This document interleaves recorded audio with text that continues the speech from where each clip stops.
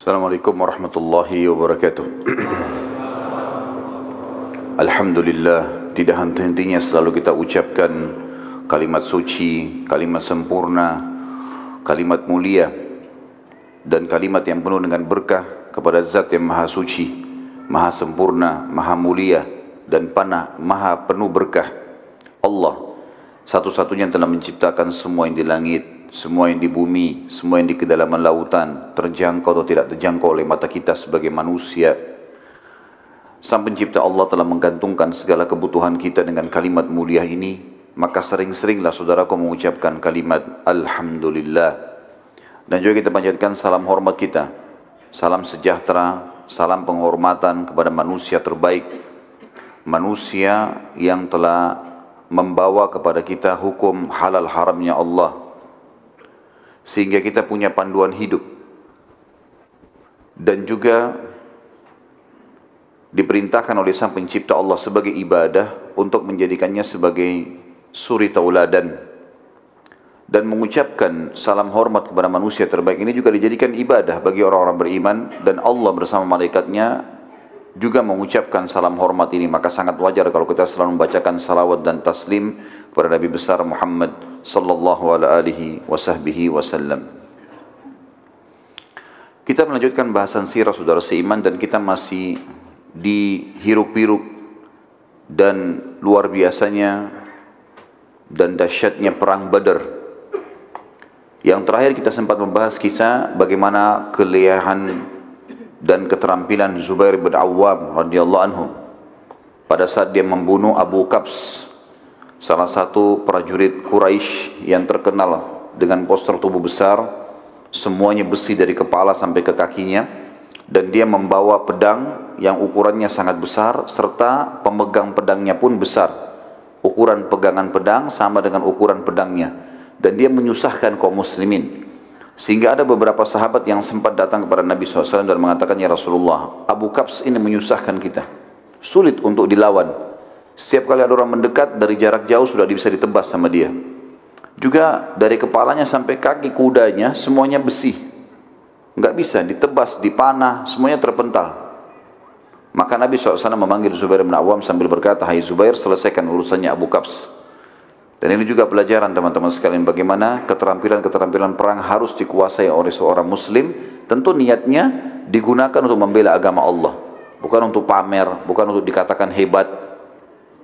Karena memang kalau ada seseorang yang hanya untuk dikatakan hebat, hanya untuk dikatakan atau hanya untuk membela sukunya, bukan karena agama, maka dia kalaupun mati bukan mati syahid. Makanya keterampilannya dikuasai karena itu. Zubair bin Awwam termasuk salah satu sahabat yang hampir setiap hari melatih keterampilan perangnya, seperti memanah, melempar tombak. Bahkan beliau bisa memanah, melempar tombak sementara beliau berdiri di atas kuda. Jadi bukan cuma duduk, kudanya berlari, tapi sambil berdiri di atas kuda. Dan ini salah satu metode yang dipakai oleh Zubair untuk membunuh Abu Kabs, yang memang posturnya lebih tinggi tubuhnya dan kudanya juga besar. Maka Zubair bin Awwam mengelilingi Abu Kabs sambil mencari mana posisi yang tepat. Dia bilang, Abu Zubair mengatakan, saya tidak temukan sedikit pun celah yang bisa saya membunuh Abu Kabs ini, kecuali di antara dua matanya. Antara dua mata, di situ rupanya bukan ditaruh besi, tapi ditaruh semacam kulit hewan. Ya, kalau kita sekarang mungkin sudah dipakai semacam karet, ya. Itu yang memisahkan, yang menyambung saja, supaya antara dua matanya ada pemisahnya. Cuma celah itu. Maka Zubair bin Awwam mengatakan, saya pun berdiri di atas kuda, kemudian saya melempar tombak tepat di antara dua matanya itu, dan tembus sampai ke otaknya di belakang. Akhirnya terbunuhlah Abu Kabs ini. Kisah yang lain teman-teman sekalian yang unik di perang Badar yang luar biasa, kisah Abu Qatada, atau kisah Qatada, radhiyallahu anhu. Qatada radhiyallahu anhu adalah seorang sahabat yang tampan, yang gagah, ya. Kemudian juga orang yang kebetulan setelah perang Badar, sebelum perang Badar dia sudah melamar seorang wanita dan akan menikah. Pada saat dia dia niat kalau berhasil lolos, misalnya tidak mati syahid, tentu mati syahid jadi target utamanya. Tapi kalau dia berhasil menerima Badar dan tidak mati syahid, dia akan menikah sama wanita ini. Di perang Badar lagi berkecamuk peperangan, Qatadah radhiyallahu anhu, ya, ini mendapatkan serangan satu anak panah yang kena ke bola matanya, sampai membuat anak panah itu saking cepatnya dan kerasnya anak panah itu lemparannya, terlempar kemungkinan ini dari jarak sangat dekat, sampai membuat bola matanya, kelopak mata dan bola matanya kata ada rusak ya. Kena rusak, berdarah semua, sobek, kemudian bola matanya keluar, tergantung, tinggal ditahan dengan sedikit dari urat saraf ataupun kulitnya. Waktu melihat kejadian tersebut, otomatis kata ada duduk, kesakitan. Beberapa orang sahabat sempat melewati, kata ada sambil mengatakan, wahai saudara, sudah tidak ada gunanya sekarang matamu ini, dan ini menghambatmu sekarang. Kamu tidak akan bisa memperoleh pahala perang, jihad, pahala mati syahid, hanya karena matamu ini. Kami potong saja, biar kamu bisa berperang. Dan ini juga pelajaran teman-teman, bagaimana semangat para sahabat. Bukannya kena matanya tepatnya rusak, disuruh pulang ke Madinah, atau disuruh istirahat di kemah, dimotivasi untuk ikut lagi. Potong matamu, perang lagi. Maka kata ada pintar di sini. Dia mengatakan, ajak saya, bawa saya ke Nabi SAW. Saya mau ketemu sama Nabi SAW. Dibawalah ke arah kemahnya Nabi SAW. Begitu Nabi SAW lihat para sahabat lagi menggotong Qatadah ini, beliau tersenyum. Orang-orang sahabat bertanya, betul kok orang matanya keluar, Nabi SAW senyumin. Lihat Qatadah. Tapi Qatadah sudah paham. Nabi SAW bilang kepada mereka semua, termasuk Qatadah di sini jadi target, wahai Qatadah, kalau kau mau, saya akan berdoa kepada Allah, matamu sembuh, bisa utuh kembali nih, sembuh total, kembali matamu semuanya. Tapi kalau kau mau bersabar tanpa mata, karena ini matamu rusak di jalan Allah, kau dijamin masuk surga. Maka Qatadah diam sejenak. Pilihannya cuma salah satu ini. Sabar masuk surga, tapi tanpa mata. Berarti menikah juga nanti kalau lolos tidak ada matanya satu. Atau, gitu kan? Dia diobati cuma belum ada jaminan surga. Ini dapat tiket ini. Ini tiket gratis, silakan tinggal masuk surga, yang penting sabar. Maka yang terjadi, Qatadah berpikir sejenak, lalu dia mengucapkan kalimat, ini riwayatkan Imam Bukhari. Kata beliau, ya Rasulullah, doakan kepada Allah agar mata saya sembuh, dan juga doakan agar saya masuk surga. Dua-duanya. Dan sebagian ulama hadis mengatakan kemungkinan ini sebabnya kenapa Nabi tersenyum. Nabi SAW sudah dapat informasi dari wahyu, kalau akan begini jawabannya Qatadah. Maka ada dua riwayat Bukhari. Yang pertama dijelaskan kalau Nabi SAW sudah dilepaskan dia anak panah tadi, memegang bola mata tersebut dan memasukkan dengan telapak tangan beliau yang suci alaihi salatu wassalam. Kemudian beliau berdoa kepada Allah, lalu ditarik tangannya. Begitu Nabi SAW tarik tangannya, riwayat yang pertama mengatakan, Qatadah sendiri yang ceritakan, dia mengatakan waktu Nabi SAW tarik telapak tangannya, saya tidak bisa membedakan mana mata saya yang rusak dan mana yang bagus. Bayangkan kalau kita di posisi Qatadah, teman-teman, matanya sudah rusak, jelas-jelas berarti ini sebelah kanan udah nggak bisa ngelihat. Tapi dengan hikmah Allah, jadi dia bisa bedakan itu, ini terang, ini nggak bisa melihat sama sekali. Sekarang tiba-tiba dua-duanya bisa melihat. Dan dia bilang, saya tidak bisa bedakan yang mana rusak dan mana yang mana tadi tidak rusak, karena sempurnanya. Riwayat yang kedua, para sahabat yang memberikan kesaksian, mereka mengatakan, kami menyaksikan pada saat Nabi SAW menarik telapak tangan beliau dari mata Qatadah, maka kami sendiri tidak bisa bedakan mana mata Qatadah yang rusak tadi. Kan ini sudah sobek, kena anak panah, sobek kulitnya, bola matanya sudah rusak. Ini kembali utuh seperti semula. Dan ini ulama masukkan dalam satu mukjizat Nabi sallallahu alaihi wasallam di dalam perang Badr. Termasuk kisah yang luar biasa terjadi selain kisah Zubair bin Awam, selain kisah tadi Qatadah, ada kisah yang lebih luar biasa kalau menurut saya.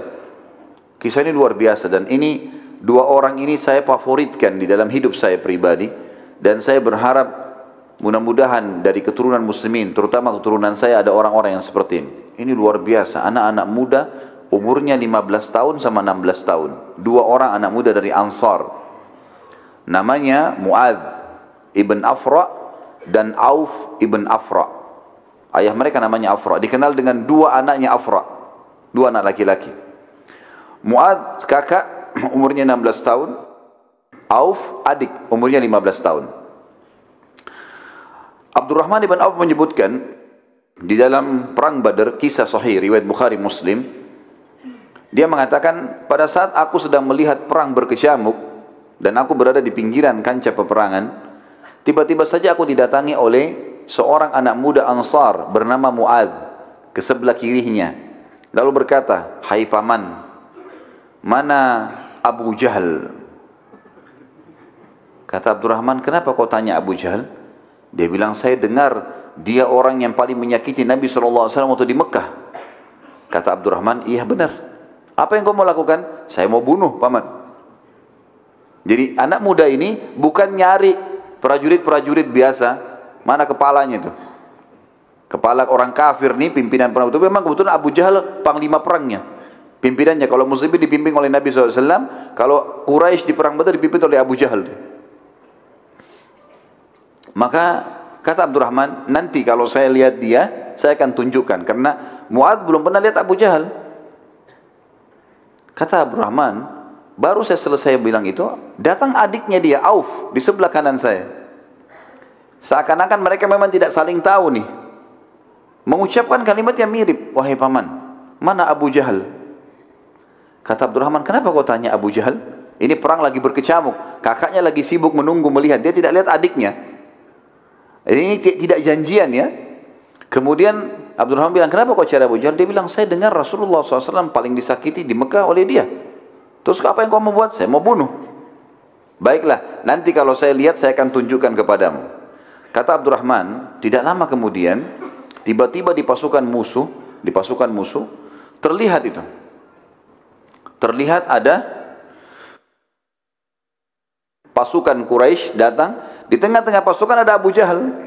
Abu Jahal dikatakan Abdurrahman, demi Allah semuanya dari kepalanya sampai kakinya besi, nggak kelihatan kecuali matanya. Sudah gitu dikumpul-rumuni oleh pasukannya lagi, banyak sekali, melingkar mengelilingi dia. Maka saya bilang, itu Abu Jahal. Kata Abdurrahman, begitu saya ucapkan itu Abu Jahal, demi Allah kedua anak muda ini, Mu'adz dan Auf adiknya, seperti anak panah yang terlepas dari busurnya, cepat sekali menyerang semua pasukannya Abu Jahal.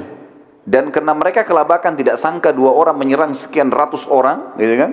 Akhirnya kelabakan nih, kacau balau. Mereka terus menebas sana sini sampai mereka berdua berada di depan Abu Jahal dan keduanya menebaskan pedangnya ke arah Abu Jahal.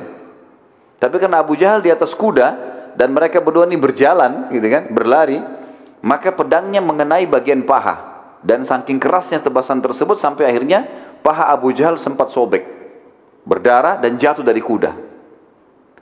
Si Auf, si adik ini sempat dibunuh mati syahid dibunuh oleh Ikrimah bin Abi Jahal.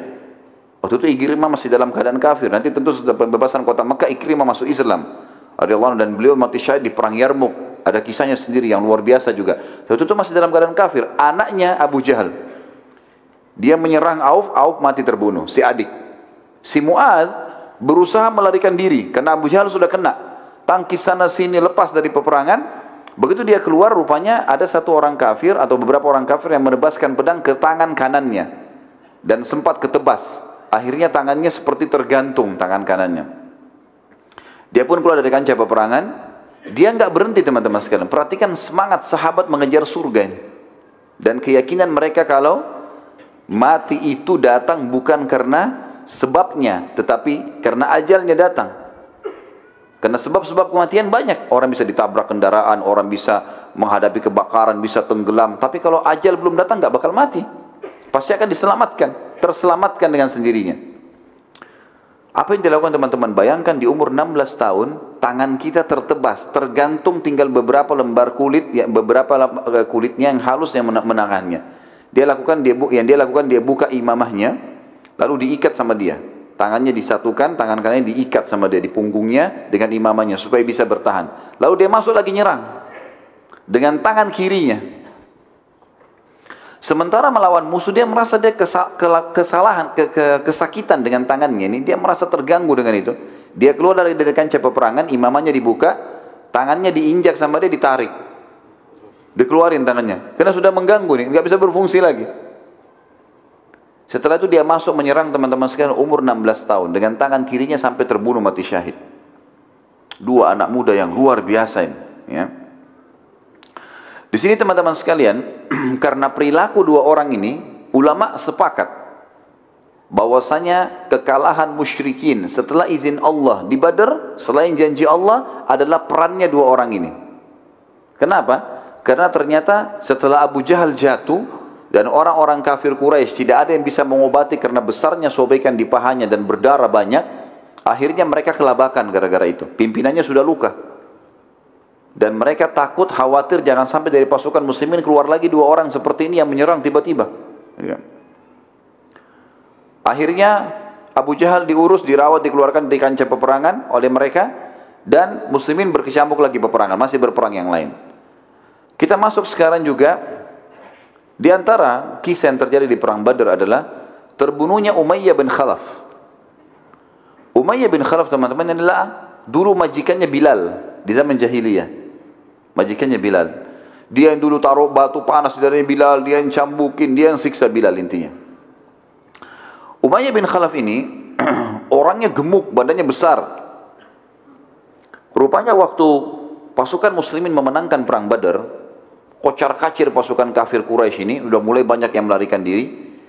Umayyah bin Khalaf ini kudanya lepas dari dia. Dia jatuh dari kuda, kudanya lepas. Dia karena gemuk sekali nggak bisa lari. Sudah nggak bisa lari, pasukan musyrikin sudah banyak lari, tinggal dia sama anaknya berdua. Tinggal sama anaknya berdua. Ada riwayat lain mengatakan tinggal dia sendirian. Muslimin lagi ngumpulin ghanimah. Ada sebagian yang mengejar musuh, sebagian mengumpulkan ghanimah. Apapun yang ditinggalkan oleh musuh pada saat itu dari pedang, perisai, kendi-kendi, apalah semua dikumpulin di depan kemahnya Nabi SAW. Nanti Nabi SAW bagi rata. Salah satu yang mengumpulkan ghanimah itu adalah Abdurrahman bin Auf radhiyallahu anhu. Abdurrahman bin Auf ini teman-teman sekalian adalah sahabat Nabi, salah satu yang dijamin masuk surga dari 10 orang. Di zaman jahiliyah namanya dia Abdud. Namanya dia Abdud. Wud ini namanya berhala, hambanya Wud gitu. Setelah masuk Islam diganti Abdurrahman oleh Nabi SAW. Abdurrahman ibn Auf lagi ngumpulin pedang. Dalam hadis Bukhari dia mengatakan, saya lagi ngumpulin pedang, perisai, saya coba angkat semaksimal mungkin yang saya mampu, mau dibawa ke hadapan Nabi SAW. Tiba-tiba Umayyah, saya melihat Umayyah dari sisi kanan saya, dan dia memanggil, wahai Abdud. Dia panggil, wahai Abdud, ya. Maka berkata Abdurrahman, saya tidak mau balik karena nama itu buruk. Terus dia mengatakan, wahai Abdud, wahai Abdud. Umayyah selalu memanggilnya. Dan memang Abdurrahman sangat dekat dengan dia pada saat itu, dekat posisinya. Sampai akhirnya dia tidak mau balik, dipanggillah dengan nama lain Abdul Ilah. Ilah adalah Tuhan. Sama kalau kita Abdullah sebenarnya ya. Hai Abdul Ilah. Kata Abdurrahman, waktu dia panggil saya itu, saya balik. Saya bilang, ya ada apa? Ya. Maka dia bilang, untuk apa kamu mengumpulkan semua itu di tanganmu? Berat-berat, pedang, perisai, untuk apa? Ini harta rampasan perang, kata Abdurrahman. Maka kata Umayyah, mau nggak saya kasih kamu lebih baik daripada itu? Kata Abdurrahman, tentu saja. Dia bilang, tawan saya sama anak saya. Nggak usah urus itu.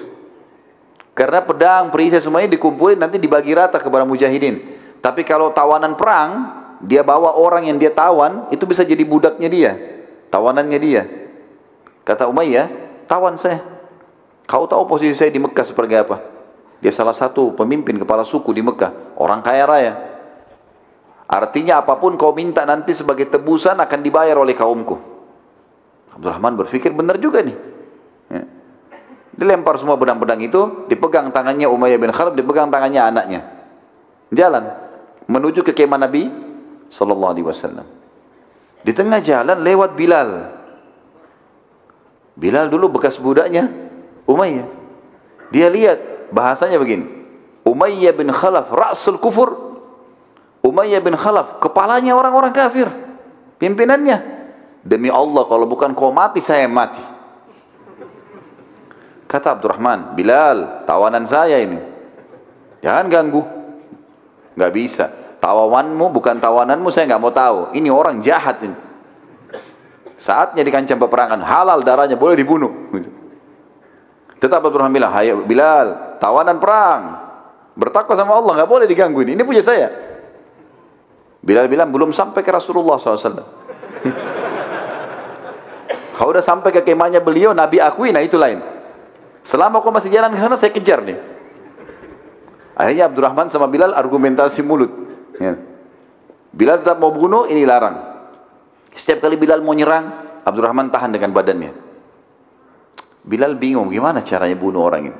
Harus dapat cara ini. Rupanya lewat beberapa orang Ansar lagi ngumpulin juga ghanimah.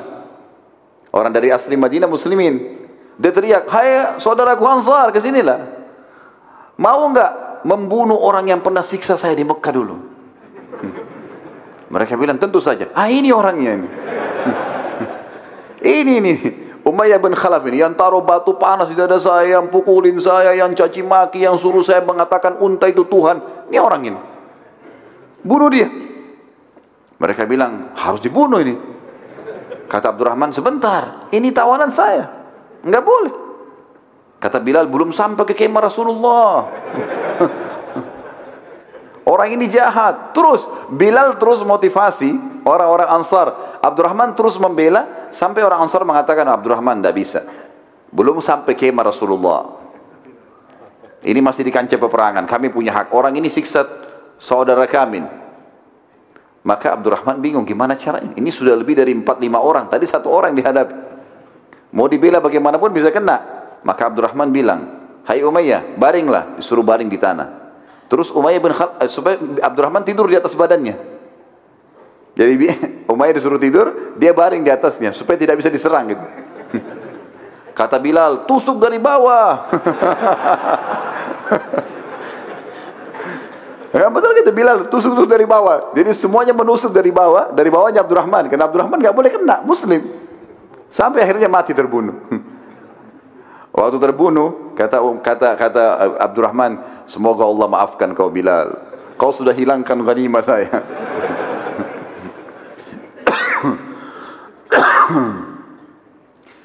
Di antara kisah yang luar biasa di perang Badar teman-teman sekalian adalah kisah datangnya atau hadirnya para malaikat. Dan ini luar biasa ini. Malaikat hadir dan mereka disaksikan oleh orang-orang kafir Quraisy, pasukan kufar yang menyaksikan. Para sahabat tidak melihat para malaikat pada saat itu. Dan ini Allah ceritakan lengkap panjang lebar dalam surah Al-Anfal, surah nomor 8 ayat 9 sampai ayat 14. Silakan dibuka Qur'annya, saya bacakan. Al-Anfal surah nomor 8 ayat 9 sampai ayat 14. A'udzu billahi minasyaitonir rajim. إذ تستغيثون ربكم فاستجاب لكم أني ممدكم بألف من الملائكة مردفين وما جعله الله إلا بشرى ولتطمئن به قلوبكم وما النصر إلا من عند الله إن الله عزيز حكيم إذ يغشيكم النعاس أمنة منه وينزل عليكم من السماء ماء ليطهركم به ويذهب عنكم رجز الشيطان وليربط على قلوبكم ويثبت به الأقدام إذ يوحي ربك إلى الملائكة أني معكم فثبتوا الذين آمنوا سألقي في قلوب الذين كفروا الرعب فاضربوا فوق العناق واضربوا منهم كل بنان ذلك بأنهم شاقوا الله ورسوله ومن يشاقق الله ورسوله فإن الله شديد العقاب Dzalikum fadzuquhu wa anna lil kafirina adzaban nar. Ingatlah ketika kamu memohon, hai Muhammad, pertolongan kepada Tuhanmu. Jadi Nabi SAW pernah kita jelaskan di awal pecahnya peperangan Badar, gitu kan? Beliau di dalam kemah lalu berdoa terus dengan Allah SWT. Lalu Nabi SAW sempat tertidur sejenak. Sudah kita jelaskan riwayat itu. Lalu Abu Bakar di sebelah Nabi SAW. Lalu Abu Bakar Nabi SAW Nabi mengatakan, "Terimalah berita gembira hai Abu Bakar." Kata Abu Bakar, "Kenapa ya Rasulullah?" Kata Nabi SAW, "Allah telah menjanjikan kemenangan. Kita akan menang di peperangan ini atau kita akan mendapatkan kafilah itu." Dan di sini pada saat Nabi SAW memohon kemenangan, sampai beliau berdoa begini, "Ya Allah, kalau seandainya Engkau membinasakan dan membiarkan segelintir orang ini di depanku sekarang kalah, maka tidak akan pernah ada lagi orang yang menyembahmu di muka bumi. Menangkanlah mereka." Maka Allah turunkan janjinya. Di antara janji Allah supaya Nabi SAW tenang, bukan lagi pasukan dari manusia diutus oleh Allah, tapi dari malaikat turun dari langit. Ingatlah ketika kamu memohon pertolongan hai Muhammad kepada Tuhanmu, lalu diperkenankan bagimu, kata Allah, perkenangannya adalah sesungguhnya aku akan mendatangkan bala bantuan kepadamu dengan 1000 malaikat yang sedang berturut atau datang berturut-turut. Artinya turun beransur-ansur, gitu kan? Pasukan Quraisy 1000. Pasukan malaikat 1000. Satu malaikat saya sudah cukup mengalahkan mereka. Allah utus 1000 malaikat. Ayat 10-nya. Kata Allah SWT, dan Allah tidak menjadikannya atau mengirim bala bantuan malaikat itu melainkan sebagai kabar gembira dan agar hatimu menjadi tentram karenanya. Artinya enggak usah khawatir, pasti menang pasukanmu nanti. Dan kemenangan itu hanyalah dari sisi Allah. Sesungguhnya Allah Maha Perkasa lagi Maha Bijaksana. Ayat 11. Ingatlah ketika Allah menjadikan kamu atau kalian seluruh pasukan muslimin mengantuk sebagai suatu penentraman darinya. Saya sudah jelaskan ini di awal bahasan kita masalah Badar. Allah turunkan hujan gerimis yang akhirnya membuat karena lembutnya hujan itu sampai ngantuk para sahabat supaya mereka istirahat malam itu. Sementara di tempatnya pasukan kafir Quraisy turun hujan lebat membuat mereka nggak bisa tidur, bajunya semua basah.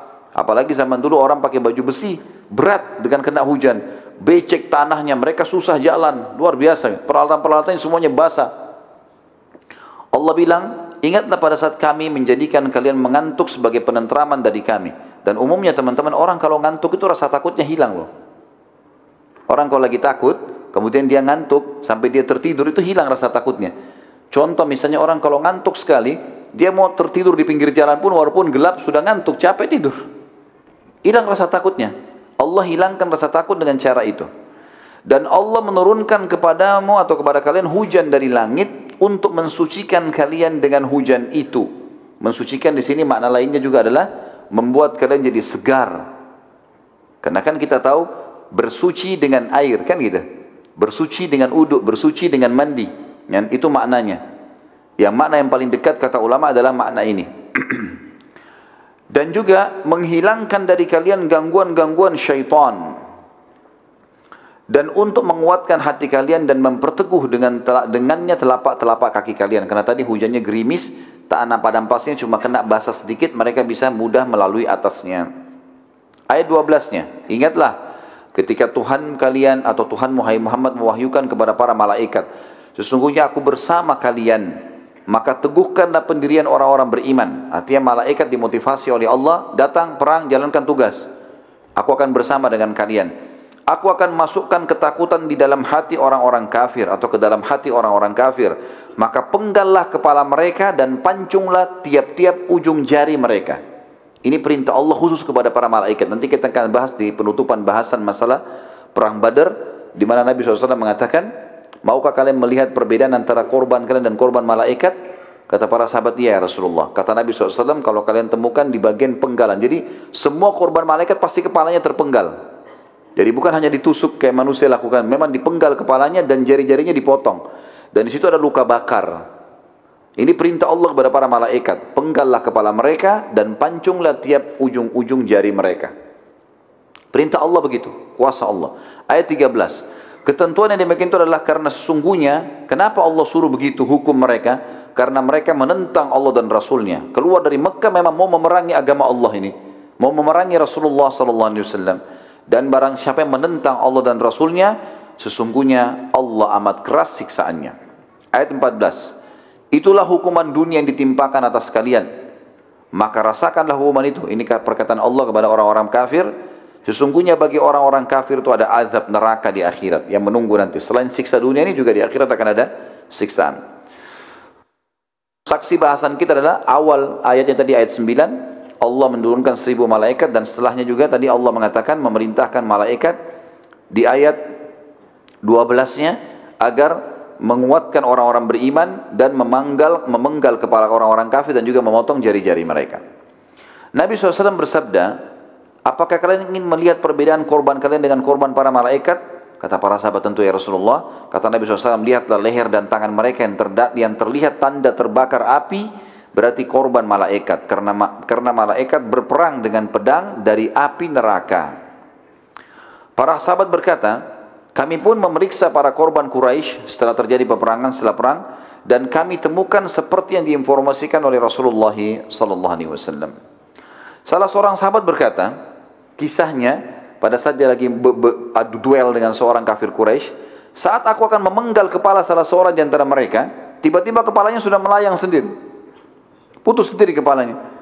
Dan aku menyadari kalau bukan aku yang membunuhnya, padahal aku yang sedang duel sama dia. Baru mau ditebas, kepalanya sudah melayang sendiri. Itu korban malaikat. Seorang sahabat lain berkata kepada Nabi SAW, wahai Rasulullah, aku sempat mendengar di medan perang suara di antara gemuruh pasukan ini, ada suara yang mengatakan, majulah wahai Haizub.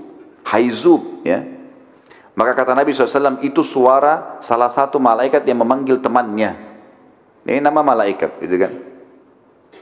Sebagian ulama mengatakan para malaikat ikut berperang di perang Badar yang belum pernah ikut perang secara langsung, baik sebelum atau sudah Badar.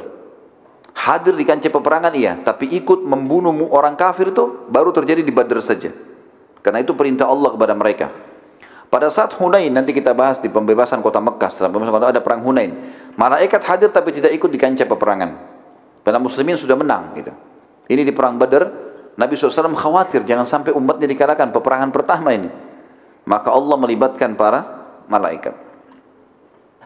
Ada seorang sahabat orang asli Badui namanya Khabbab bin Alham. Khabbab bin Alham radhiyallahu anhu, dia cerita, dia rupanya waktu itu sedang tidur di atas pohon kurma. Dia naik di atas pohon kurma, di atas dia duduk, dia baring-baring. Ya. Dia dari jauh dia lihat peperangan. Dia nggak tahu kalau tadi ada peperangan nih. Dari jauh dia lihat peperangan, gitu kan. Maka dia cerita tentang peperangan Badar itu. Dia mengatakan, aku dikejutkan dengan hanya beberapa saat saja, tiba-tiba Quraisy sudah kocar-kacir, kalah semua nih, gitu kan? Karena awal pecikan takbir, muslimin sudah menyerang dan target utamanya adalah masuk surga. Karena Nabi mengatakan kan, kalau masih ingat ada kisah sahabat yang lain, yang Nabi mengatakan, tidak ada seorang pun dari kalian yang hadir di Badar ini kemudian mati kecuali dia pasti masuk surga. Yang dia mengatakan, bakhin, indah sekali Rasulullah. Berarti semuanya dijamin masuk surga nih di Badar. Maka mereka semua kejar surga. Karena sahabat ini bilang, ya Rasulullah, apakah saya tinggal maju melawan Quraisy, ditusuk, mati, masuk surga, luasnya seluas langit dan bumi, mana lainnya diampuni semua dosaku, segala macam. Kata Nabi SAW, iya. Itu sebabnya saya mengatakan bakhin ya Rasulullah. Jadi semua sahabat itu menyerang, ngejar itu. Bagaimana mati? Ditambah lagi, pada saat serangan Mu'adz tadi dan Auf bin Afra, pada orang Jumain ini luar biasa, makin mengocar-ngacirkan itu. Maka kata Khabbab bin Alham radhiyallahu anhu, aku dikejutkan, belum pernah dia lihat peperangan seperti itu. Biasanya peperangan itu berjam-jam, berhari-hari baru selesai. Ini baru beberapa saat sudah kocar-kacir Quraisy. Aku berkata, demi Allah, sungguh aku belum pernah melihat keajaiban seperti hari ini. Jumlah dan kekuatan lebih besar, berlarian seperti wanita. Begitu bahasanya dia ya. Khabbab bin Alham ini teman-teman, waktu itu dia bicara ini belum masuk Islam. Belum masuk Islam, dia masih dalam keadaan kafir. Seorang Badui, enggak ada hubungannya dengan peperangan ini, tidak ngerti agama Islam, tidak ngerti apa-apa. Pada satu waktu di perang Ahzab, nanti kita bahas perang Ahzab ya. Perang Ahzab ini disebutkan dalam Al-Quran surah nomor 33, namanya surah Ahzab juga. Nanti ada bahasan sendiri. Setelah perang Ahzab, Khabbab bin Alham ini datang masuk Islam ke Madinah. Dia mulai dengar apa itu Islam, lalu dia masuk Islam.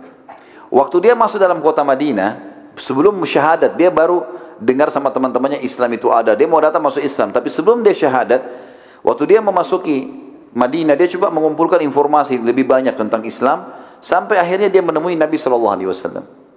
Yang membuat dia lebih yakin syahadat, perkataan Nabi begini, wahai Khabbab, bukankah kamu sempat menyaksikan perang Badar?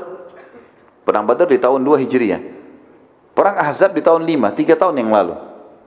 Bukankah kau menyaksikan perang Badar dan kau sempat di atas pohon kurmamu berkata, kan dia sendiri nih, nggak ada yang ucapin, dia sendiri. Lalu dia mengatakan, aku dikejutkan dengan beberapa saat saja, tiba-tiba Quraisy sudah kocar-kacir. Aku berkata, demi Allah, sungguh aku belum pernah melihat keajaiban seperti hari ini, jumlah dan kekuatan lebih besar, berlarian seperti wanita. Kata Khabbab waktu dengar itu, asyhadu an la ilaha illallah wa anna Muhammad Rasulullah. Ini luar biasa ini. Perkataan yang dia ucapkan 3 tahun lalu tidak ada yang dengar kecuali dia, Nabi ulangi persis letter-let yang dia ucapkan, gitu kan. Kata dia, demi Allah, aku belum pernah menceritakannya pada siapapun semenjak kejadian tersebut sampai hari ini. Dan anda bisa mengetahuinya, apa yang telah aku ceritakan dengan diriku sendiri beberapa tahun yang lalu. Ini menandakan memang anda adalah seorang Nabi. Maka waktu itu makin memperkuat semangat sahabat untuk meyakini risalah Nabi SAW. Mereka sudah sangat yakin, tapi kejadian ini Allah sengaja buat terjadi. Salah satu hal yang juga perlu disampaikan ini, tentu riwayat demi riwayat kita sampaikan ya, kancah peperangannya. Salah satu tawanan dari kaum musyrikin adalah paman Nabi SAW, Abbas bin Abdul Muttalib. Abbas bin Abdul Muttalib. Ini pernah kita ceritakan kisah sebelumnya ya. Kalau masih ingat, ada seorang sahabat namanya Huzaifah bin Yaman, yang kata Nabi SAW, kalau kalian bertemu dengan Abbas bin Abdul Muttalib, jangan bunuh. Muslimin tidak boleh bunuh. Apa kata Huzaifah? Huzaifah ini kebetulan ada kerabatnya dibunuh oleh orang Quraisy. Dia bilang, demi Allah, kerabat-kerabat kami dibunuh oleh orang-orang Quraisy, lalu kami bertemu dengan Abbas, kami enggak membunuhnya, maka saya akan penggal lehernya kalau saya temui. Nabi SAW waktu dengar, Nabi mengatakan, hai Umar, ada Umar sebelahnya. Ya. Hai Umar, apa kau biarkan paman Nabimu akan dibunuh, sementara Nabimu sudah ucapkan itu? Karena ini kan keadaan kancah peperangan berbeda dengan keadaan kita kayak sekarang lagi tenang begini ya. Lagi berkecamuk, darah tumpah, keluarganya mati depan matanya. Memang dia terbawa dengan arus itu. Kata Umar, ya Rasulullah, sederhana. Perintahkan saya tebas lehernya Huzaifah. Munafikin, selesai urusan. Kata Nabi SAW, jangan, biarkan dia. Huzaifah pun berkata, setelah selesai peperangan, dia bilang, saya tidak tahu kenapa saya ucapkan kalimat itu. Dan saya terus menyesal kenapa saya ucapkan kalimat itu. Dan saya merasa ini harus dibalas dengan ibadah yang sangat besar, mati syahid di jalan Allah. Seperti itulah kurang lebih. Dia merasa menyesal. Yang jelas, Abbas bin Abdul Muttalib, kenapa dilarang dibunuh oleh Nabi SAW? Bukan cuma sekedar paman Nabi, karena dia keluar dari Mekah, itu karena berat saja. Bukan dia mau merangi Allah dan Rasulnya, dia kena terpaksa saja. Dan dia memang Abbas berharap waktu itu jadi tawanan saja. Jadi dia bisa berkumpul dengan Nabi SAW. Karena dia kalau keluar dari Mekah, masuk Islam, dianggap dia adalah orang yang begini, begitu, dan menghinakan kaumnya. Nabi tahu masalah itu. Yang menawan Abbas ini teman-teman orang yang postur tubuhnya mirip Umar bin Khattab, tinggi besar. Umar bin Khattab cirinya kalau duduk di atas kuda kakinya sampai di tanah, ya. 2 meter sekian. Abbas juga tinggi besar. Dia ditawan oleh Abdullah bin Mas'ud. Abdullah bin Mas'ud ini sahabat yang kurus sekali, kecil sekali badannya, gitu kan? Sampai pernah Abdullah bin Mas'ud naik di atas sebuah pohon kurma, ada angin kencang, tersingkap betisnya. Saking kecilnya sahabat tertawakan. Sahabat sampai tertawa, lucu gitu, kok kecil sekali? Maka kata Nabi SAW, apakah kalian menertawakan 2 kecilnya betisnya Ibnu Mas'ud? Demi zat yang jiwa Muhammad dalam genggamannya, 2 betis yang Ibnu Mas'ud itu lebih berat daripada gunung Uhud di timbangan amal. Jadi fadilahnya dia luar biasa gitu kan. Tapi ini orangnya kecil sekali. Secara akal, teman-teman sekalian, enggak mungkin Ibnu Mas'ud menawan Abbas, enggak mungkin. Postur tubuh yang raksasa besar, ini kecil megang dia, enggak mungkin. Dan sahabat menyaksikan, mereka bilang, kami melihat pada saat Abdullah bin Mas'ud memegang tangan Abbas, Abbas teriak-teriak kesakitan. Gitu kan? Maka para sahabat melaporkan kepada Nabi SAW waktu itu. Ya Rasulullah, bagaimana kita memahami konsep ini? Abdullah bin Mas'ud tangkap Abbas, Abbas teriak-teriak kayak kesakitan, gitu kan? Tanya Abbas, hai Abbas, kenapa kau teriak-teriak? Ini yang tangkap kok orang kecil begini. Dia bilang, demi Allah, tangan saya seperti mau patah, gitu kan? Padahal Ibnu Mas'ud cuma pegang biasa, tangannya Ibnu Mas'ud kecil. 2 tangan Ibnu Mas'ud bisa memegang 1 tangan Abbas, kesakitan. Lalu kata Nabi SAW kepada Ibnu Mas'ud, hai Ibnu Mas'ud, hati-hati. Jangan sampai kau berpikir bahwasanya kau yang menangkapnya. Itu adalah perannya para malaikat. Jadi malaikat yang menangkap itu, yang membuat dia kesakitan malaikat, tapi kesannya kau yang menangkap. Kita lihat selanjutnya teman-teman sekalian, beberapa korban-korban atau korban-korban orang kafir Quraisy di Badr. Nabi SAW memerintahkan sahabat agar mengumpulkan jenazah orang kafir kufar Quraisy tentunya ya. Setelah Abu Jahal jatuh, kemudian mereka diserang dengan kekuatan yang luar biasa tadi, semangat semua mau mati syahid, kocar kacir nih, pada lari, banyak korbannya. Yang sempat lari ditebas dari belakang, jatuh, mati. Nabi SAW suruh kumpulin semua jenazahnya. Kebetulan di situ ada sumur kering, nggak ada airnya. Nabi SAW mengatakan, masukkan semua jenazah mereka ke sumur itu. Dimasukkanlah semuanya jenazah-jenazah orang kafir tersebut. Lalu Nabi SAW melihat ke arah tawanan. Ternyata di tawanan ada 2 orang dari orang yang masih hidup dari tawanan Quraisy, yang memang ini adalah musuh terbesarnya Nabi SAW waktu di Mekah.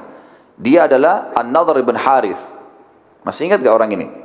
An-Nadhr ibn Harith ini teman-teman yang pernah disewa oleh Quraisy untuk cerita dongeng. Ya. Jadi setiap Nabi ceramah, dia juga dongeng di sebelah. Untuk mengalihkan orang gitu. Dan semua ayat yang turun berbunyi Asatirul Awwalin, dongeng-dongeng yang terdahulu turunnya kepada An-Nadhr ibn Harith. Nabi lihat di tawanan, ini orang ikut perang juga dari Mekah. Itu yang pertama, dan ini turun 7 ayat Al-Quran menyebutkan ya tentang orang ini, Asatirul Awwalin itu. Pada saat dia mencela dakwah Nabi SAW, ya, dan dia sering mengucapkan di Mekah dulu, Muhammad berbohong, saya juga berbohong. Pilih aja mana yang lebih bagus retorikanya, seperti itulah. Ya. Nabi SAW menerangkan kepada para sahabat, ini orang perilakunya di Mekah begini, begini, begini, begini. Kata Nabi SAW, bunuh dia. Orang ini nggak layak hidup. Ini orang sudah hina Islam dulu, halangi dakwah, sekarang ikut keluar dengan baju perangnya. Perang lawan muslimin. Kebetulan ditawan, kalau enggak dia akan korbankan muslimin. Ini orang nggak bisa bukan cuma tawanan saja. Maka para sahabat pun membunuhnya. Lalu Nabi SAW melihat ke arah yang lain, ada Uqbah bin Abi Mu'aid. Salah satu pimpinan Quraisy. Uqbah ini termasuk orang yang pernah membawa kotoran hewan, unta, membuang di arah kepala Nabi SAW atau Nabi lagi sujud. Kotoran unta, kotor sekali, jorok ini, bau nggak benar, gitu kan? Sampai Fatimah datang dan membersihkan badan Nabi SAW dari kotoran sambil menangis, gitu kan? Yang jelas Nabi SAW lihat orang ini. Lalu Nabi SAW mengatakan, apakah kalian tahu apa yang orang ini lakukan selama di Mekah? Ialah yang telah menumpahkan di atas tubuh dan kepalaku kotoran unta saat aku sedang sujud menghadap Allah depan Ka'bah. Ini perilaku berat ini. Nabi dihina saya sudah bahas masalah. Lagi sujud masalah lain. Depan Ka'bah masalah lain. Kumpul semua ini. Ya. Ia juga pernah suatu hari saat aku sedang sujud depan Ka'bah, ia meletakkan telapak kakinya di batang leherku. Pernah Nabi di waktu yang lain selain numpah kotoran, juga Nabi lagi sujud diinjak lehernya Nabi dari atas. Oleh ini orang ini, Uqbah bin Abi Mu'aid ini. Kemudian aku merasa seperti aku akan mati, karena nggak sempat melawan. Orang terinjak lagi sujud, nggak mungkin. Dan Nabi SAW mengatakan sampai aku merasa aku akan mati karena nggak bisa nafas, diinjak batang lehernya. Mendengar perkataan Nabi SAW, maka seorang sahabat Nabi, dan ini kita kalau hidup di zaman itu teman-teman memang luar biasa harusnya jeli. Ada sebagian sahabat jeli sekali. Nabi sering memberikan isyarat, siapa yang cepat dia yang dapat pahalanya. Ya. Jadi di sini pada saat Nabi menyebutkan keburukan orang ini, sebenarnya Nabi sedang menyuruh membunuhnya, tapi nunggu siapa yang mau mengambil keputusan. Seorang sahabat dari Ansar namanya Al-Him bin Thabit radhiyallahu anhu. Al-Him bin Thabit ini berdiri langsung bunuh Uqbah. Sudah tahu ini perintah Nabi. Jadi di sini juga teman-teman sekalian, saya sudah pernah bahasakan waktu kita sebelum bahas perang Badar, kalau kita sedang membahas tentang perilaku Nabi di masa lagi aman di kota Madinah dengan orang kafir, dengan para tetangga, dengan Nabi nggak pernah berbuat kasar sama sekali. Tidak pernah sama sekali. Tapi kita harus bedakan antara perilaku ini dengan perilaku di kancah peperangan. Ini ada bedanya nih. Karena kancah peperangan teman-teman beda sekali. Kasusnya adalah kafir harbi yang dihadapi. Orang kafir yang sengaja keluar mau memerangi muslimin. Kalau bukan mereka kalah, mereka akan habisin muslimin. Gitu loh. Makanya perilaku mereka berbeda. Ini juga seperti saya bilang tadi teman-teman sekalian, jadi pelajaran di sini, Nabi SAW kadang-kadang memotivasi sahabat untuk sedekah. Misal beliau mengatakan, waktu pernah ada orang masuk ke Madinah, kelihatan mereka sangat miskin, kurus, wajahnya sampai hitam, menghitam karena susahnya, nggak ada makanan, panasnya udara, baju mereka cuma kain yang diikat. Nabi SAW ada semimbar, lalu memotivasi para sahabat. Sedekahlah, sedekah itu meredam murkahnya Allah, sedekah itu tidak mengurangi harta. Terus Nabi motivasi sahabat. Sebelum orang-orang ini tiba di masjid untuk membantu, ada satu sahabat yang memulai teman-teman sekalian, keluarkan uang lalu taruh di depan Nabi SAW, ya Rasulullah ini saya. Dia memulainya. Maka kata para ulama, orang ini cerdas. Dengan dia memulai, yang lainnya pada ikut melakukannya. Maka dia panen pahalanya, dia panen pahala orang yang mengikutinya. Uqbah sebelum dibunuh tadi oleh Al-Him radhiyallahu anhu, Uqbah berkata, mengapa kalian harus membunuhku sementara aku termasuk salah satu tawanan kalian, dan tawanan kalian yang lainnya kalian biarkan. Maka para sahabat menjelaskan, bukankah kau buat begini? Bukankah kau injak lehernya Nabi? Bukankah kau pernah menuangkan kotoran? Dijelaskan. Lalu kedua orang itu pun yang akhirnya dia dibunuh oleh Al-Him tadi, kemudian kedua jenazah ini ikut diseret dan dimasukkan ke dalam sumur tadi. Semua jenazah kufar terkumpul di sumur tersebut kecuali Umayyah bin Khalaf yang tadi dibunuh oleh Bilal. Karena jasadnya waktu ditarik sudah membusuk dan sebagian daging tubuhnya berjatuhan. Sudah nggak bisa lagi. Maka Nabi SAW mengatakan biarkan saja dia. Lalu para sahabat melempari dari jauh dengan batu sampai batu itu membentuk seperti kuburan. Dibiarkan saja. Setelah itu Nabi SAW menuju ke sumur lalu bersabda. Beliau berkata di depan sumur itu. Sumur yang ada jenazah orang-orang kafir. Mengatakan, wahai Abu Jahal bin Hisham. Pimpinan mereka. Jadi nanti kita akan ceritakan bagaimana matinya Abu Jahal ya. Tapi ini kita bahas jenazah-jenazah mereka. Waktu sudah mati Abu Jahal pun. Sekarang ini kita belum bahas bagaimana Abu Jahal proses matinya. Di sini Abu Jahal sudah mati. Waktu sudah mati dilempar ke sumur sama semua yang lainnya. Kata Nabi SAW, wahai Abu Jahal bin Hisham. Wahai Utbah bin Rabi'ah. Semua korban-korban. Dan ini kepala-kepala suku Mekah. Wahai Syaibah bin Rabi'ah. Wahai Walid bin Utbah. Wahai Abu Bukhtri bin Hisham. Wahai Uqbah bin Abi Mu'aid, wahai Nadar bin Harith. Nabi sebutkan satu persatu nama mereka. Terus semua disebutkan, mungkin lebih dari 70 orang. Semua disebutin. Lalu Nabi SAW memanggil mereka satu persatu dan bersabda, apakah kalian sudah mendapatkan, menemukan apa yang telah diancamkan oleh Tuhan kalian? Sungguh aku telah menemukan apa yang Tuhanku janjikan.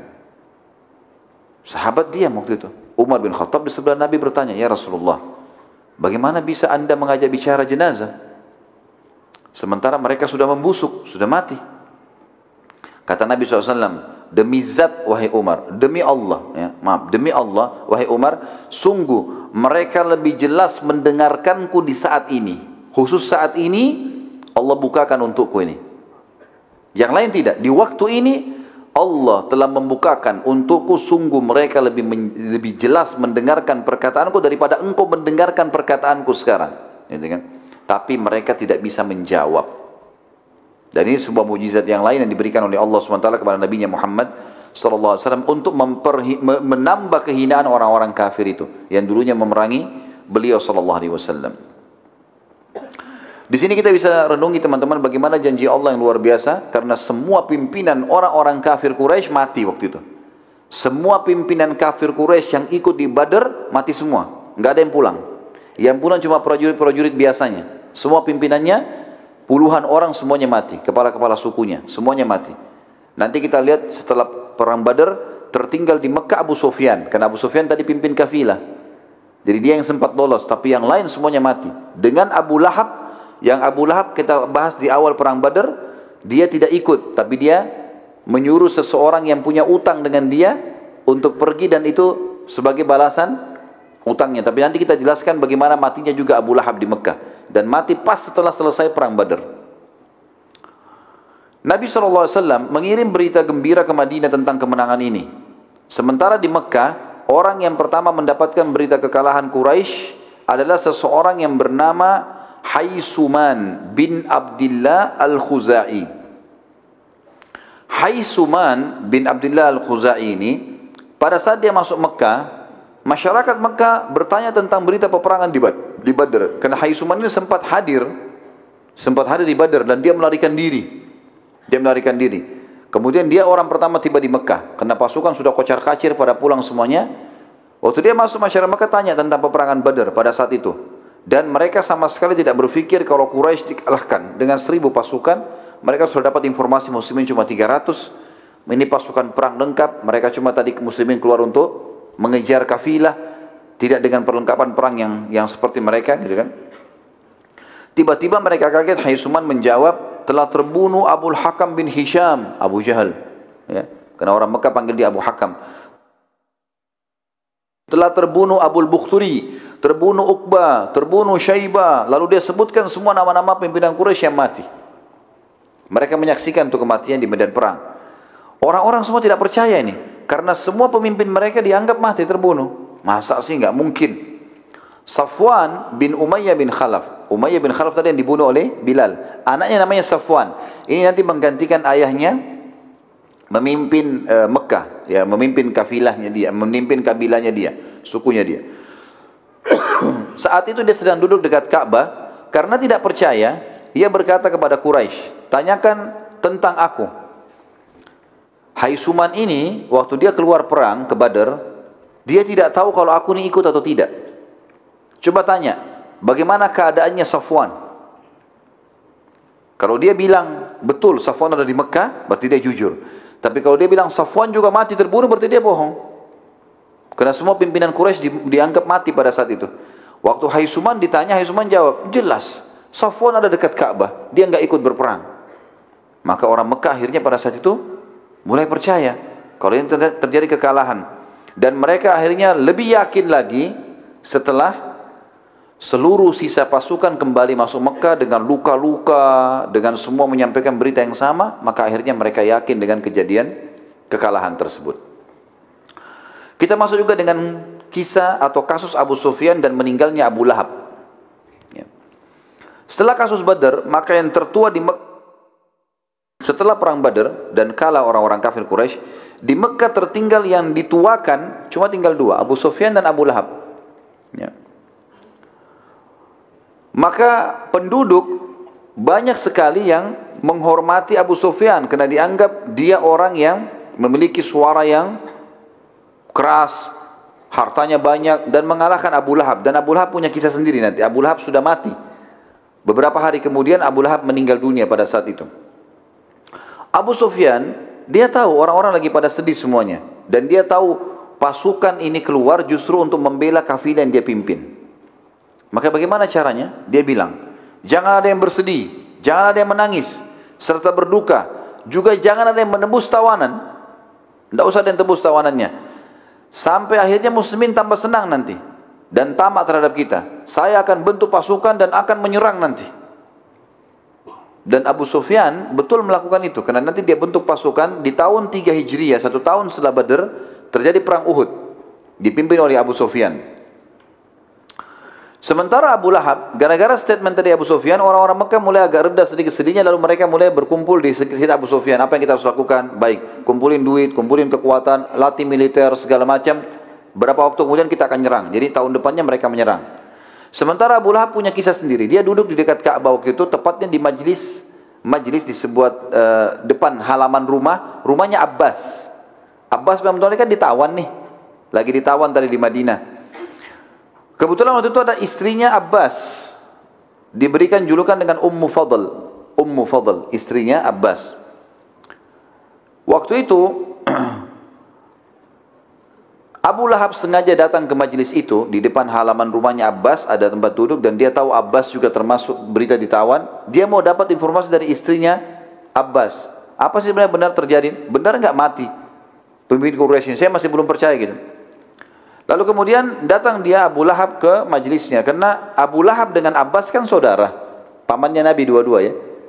Jadi ini dia datang ke rumah adiknya Abbas, dan dia sedang bertemu dengan istrinya Abbas, berarti adik iparnya dia. Di sekitar majelis tersebut ada seorang yang sedang menjelaskan kejadian perang Badar, dan pada mereka pada Ummu Fadl dengan beberapa teman keluarganya lagi duduk. Orang ini kebetulan ikut waktu itu perang Badar. Jadi dia menceritakan begini terjadi, begini terjadi, begini terbunuhnya, begini terbunuh, diceritakan semua sama gamblang. Abu Lahab sempat bertanya, siapa di antara muslimin yang paling menyusahkan kalian di medan perang? Orang itu berkata, seseorang yang meletakkan burung merpati di dadahnya. Dan ini adalah Hamzah bin Abdul Muttalib. Ya. Maka dia berkata, ya, seseorang yang meletakkan burung merpati di dadahnya. Lalu orang-orang pada bertanya lagi kepada dia, siapa yang itu? Siapa? Kau kenal orangnya? Kata dia, tentu saja. salah satu pimpinan Mekah yang sudah masuk Islam, Hamzah bin Abdul Muttalib. Artinya dia bilang kepada Abu Lahab, saudaramu sendiri. Abu Lahab sama Hamzah saudara, kakakmu sendiri itu, kakaknya dia, ya, yang mengalahkan orang-orang kafir Quraisy. Orang tersebut lalu lanjutkan ceritanya begini, dan dalam ceritanya ini kesannya membela muslimin. Memang kita kalah. Bahkan dia mengatakan di pasukan muslimin ada orang-orang yang menggunakan baju-baju putih, badannya kekar-kekar, sangat perkasa, tidak ada yang bisa menangkis pedang-pedangnya. Tidak ada seorang pun bisa mengalahkan mereka. Maksudnya ini kelompok para malaikat, karena mereka tidak bisa mengalahkan itu memang. Pada saat itu terdapat seorang budak, budaknya Abbas, ya. Ini bernama Abu Rafi'. Abu Rafi' ini sudah masuk Islam rupanya. Sebelum itu, sebelum Badar dia sudah masuk Islam, tapi dia sembunyikan Islamnya. Maka tiba-tiba dia bilang, itu malaikat yang turun membantu muslimin. Karena semangatnya, si budak ini, budaknya Abbas, tadi dia sembunyikan Islamnya, sekarang dia terang-terangan menyampaikan. Maka Abu Lahab tiba-tiba marah kepada budak itu. Dia ambil kayu, kemudian dipukuli budak itu. Terus dipukuli dengan sangat keras. Ummu Fadl, sebagai majikannya budak ini, karena kan ini budaknya Abbas, budaknya suaminya. Maka dia berusaha melepaskan Abu Rafi'. Ditarik-tarik Abu Rafi' sama Ummu Fadl agar Abu Lahab berhenti memukulnya. Tapi Abu Lahab tidak mau berhenti. Maka Ummu Fadl entah kenapa mengambil sepotong kayu besar, lalu dipukulkan ke kepalanya Abu Lahab. Sehingga hanya membuat kepalanya bocor, berdarah, jatuh Abu Lahab. Dan gara-gara luka itu, Abu Lahab jadi sakit parah. Dan dia meninggal gara-gara luka itu. Jadi saking parahnya luka itu sampai membusuk, darahnya terus keluar dan dia tidak bisa makan, tidak bisa minum, tidak bisa buat apa-apa. Si Abu Lahab ini, gara-gara pukulan adik iparnya sendiri. Dan ini disebabkan karena dia mau memukul budak muslim tadi, ya, budaknya Abbas. Akhirnya dia ditimpa penyakit yang membuat semua orang menjauh dari dia karena menular dan berbau busuk. Lukanya membusuk, kulitnya semua rusak, dan setiap orang yang mendekati tersebar berita ini akan menular. Maka tidak ada yang berani dekati, termasuk anak-anaknya sendiri tidak ada yang mau mendekat, ya. Akhirnya 2 hari setelah kasus perang Badar, ini tentu riwayat lain, ya. Riwayat lain ada yang menyebutkan sepekan. 2 hari riwayat pertama, yang lainnya mengatakan sepekan setelah perang Badar, dan luka di kepala Abu Lahab pun mati dalam kondisi sangat mengenaskan. Semuanya badannya berwarna hitam, busuk, kan gitu. Sampai tidak seorang pun mau mendekatinya, termasuk anak-anaknya sendiri tidak ada yang mau memandikan jenazahnya. Karena khawatir tertular. Maka anak-anak Abu Lahab melakukan satu inisiatif. Jadi dia meninggal di kamar tidurnya, maka mereka melempari batu kamar tidur itu sampai penuh dari jauh, dan mereka tidak lagi mau memakai rumah itu. Anak-anaknya sendiri Abu Lahab, dan akhirnya dia mati dalam keadaan terhina seperti ini. Sekarang kita pindah ke kisah lain, kisah Suhail bin Amr. Ini masih berhubungan dengan perang Badar semuanya, ya. Salah satu tawanan Badar adalah Suhail bin Amr. Suhail bin Amr ini yang datang negosiasi, ya. Dia bukan bernegosiasi. Dia ini, Suhail bin Amr ini salah satu khatibnya Quraisy, ya. Dia sangat mahir gitu, mengucapkan syair-syair segala macam, dan tujuannya untuk memerangi khutbah-khutbah Nabi SAW. Umar bin Khattab pada lihat Suhail bin Amr berada dalam tawanan, ia pun senang dan berkata pada Nabi SAW, "Ya Rasulullah, ini tawanan kita Suhail bin Amr, salah satu yang memang suka menghina-hina Islam dan Anda dengan kalimat-kalimatnya. Orangnya mahir berbicara." Maka Nabi SAW kata Umar, "Ya Rasulullah, izinkan saya bunuh." Kata Nabi SAW, "Jangan." Ya. Pertama begini, waktu Umar mengatakan, "Ya Rasulullah, di dalam tawanan ada Suhail bin Amr." Kata Nabi SAW, "Saya sudah dapat beritanya." Kata Umar, "Izinkan aku membunuhnya, ya Rasulullah." Rasulullah SAW mengatakan, "Jangan, biarkan dia hidup."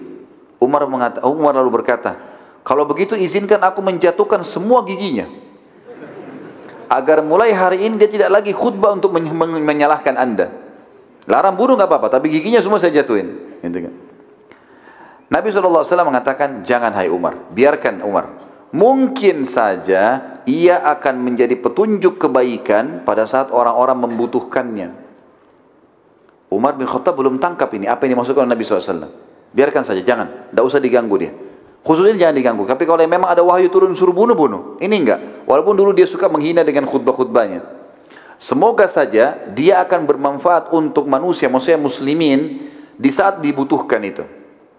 Ternyata teman-teman sekalian, apa yang Nabi SAW sampaikan ini benar terjadi, itu pada saat terjadi pemurtadan besar-besaran, ya, waktu meninggalnya Nabi SAW. Jadi waktu Nabi SAW meninggal, teman-teman sekalian, itu terjadi pemurtadan.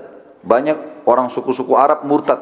Mereka nggak mau lagi bayar zakat, mereka mengikuti Musailam al-Kadzab, nabi palsu, ada yang mengikuti Aswadul Unsi, banyak, gitu kan. Dan pada saat pembebasan kota Mekah, orang ini masuk Islam ini. Orang ini masuk Islam, ya, Suhail bin Amr masuk Islam.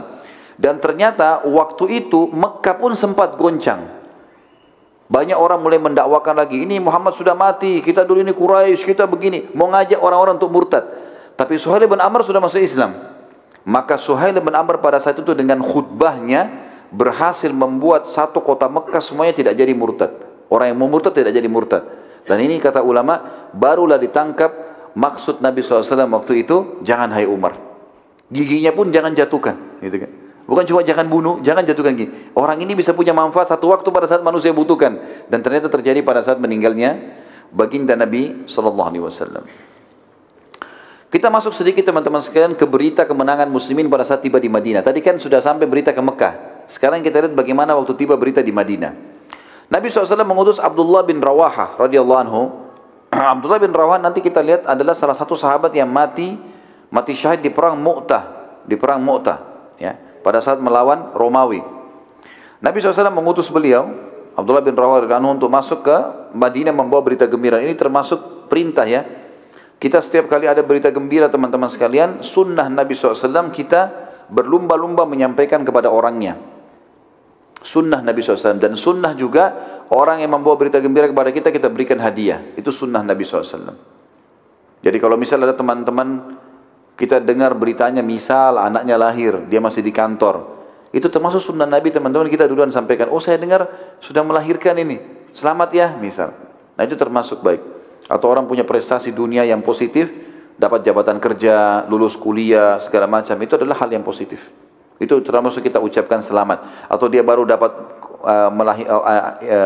anak dilahirkan, ini semua termasuk.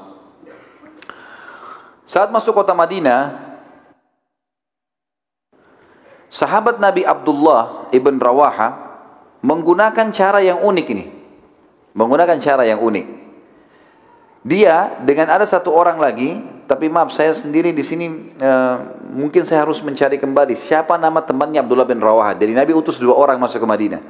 Tapi yang saya temukan sementara Abdullah bin Rawaha, dan ada 2 orang. Jadi 2 orang ini sepakat begitu masuk Madinah, keduanya menggunakan cara yang unik. Mereka dua-dua teriak-teriak, telah terbunuh Abu Jahal fasik, telah terbunuh Utbah bin Rabi'ah fasik, telah terbunuh Syaibah bin Rabi'ah yang fasik, telah terbunuh Uqbah bin Mu'aid fasik. Lalu mereka sebutkan satu persatu nama tokoh-tokoh Quraisy. Orang-orang Madinah tahu ini, pemuka-pemuka Quraisy. Jadi mereka nggak bilang, Alhamdulillah kita menang. Bukan bahasa itu. Mereka langsung masuk ke poin, pimpinannya Quraisy si fulan mati, si fulan mati, si fulan mati, semua disebutkan. Gitu kan. Masyarakat Madinah heran dengan info itu.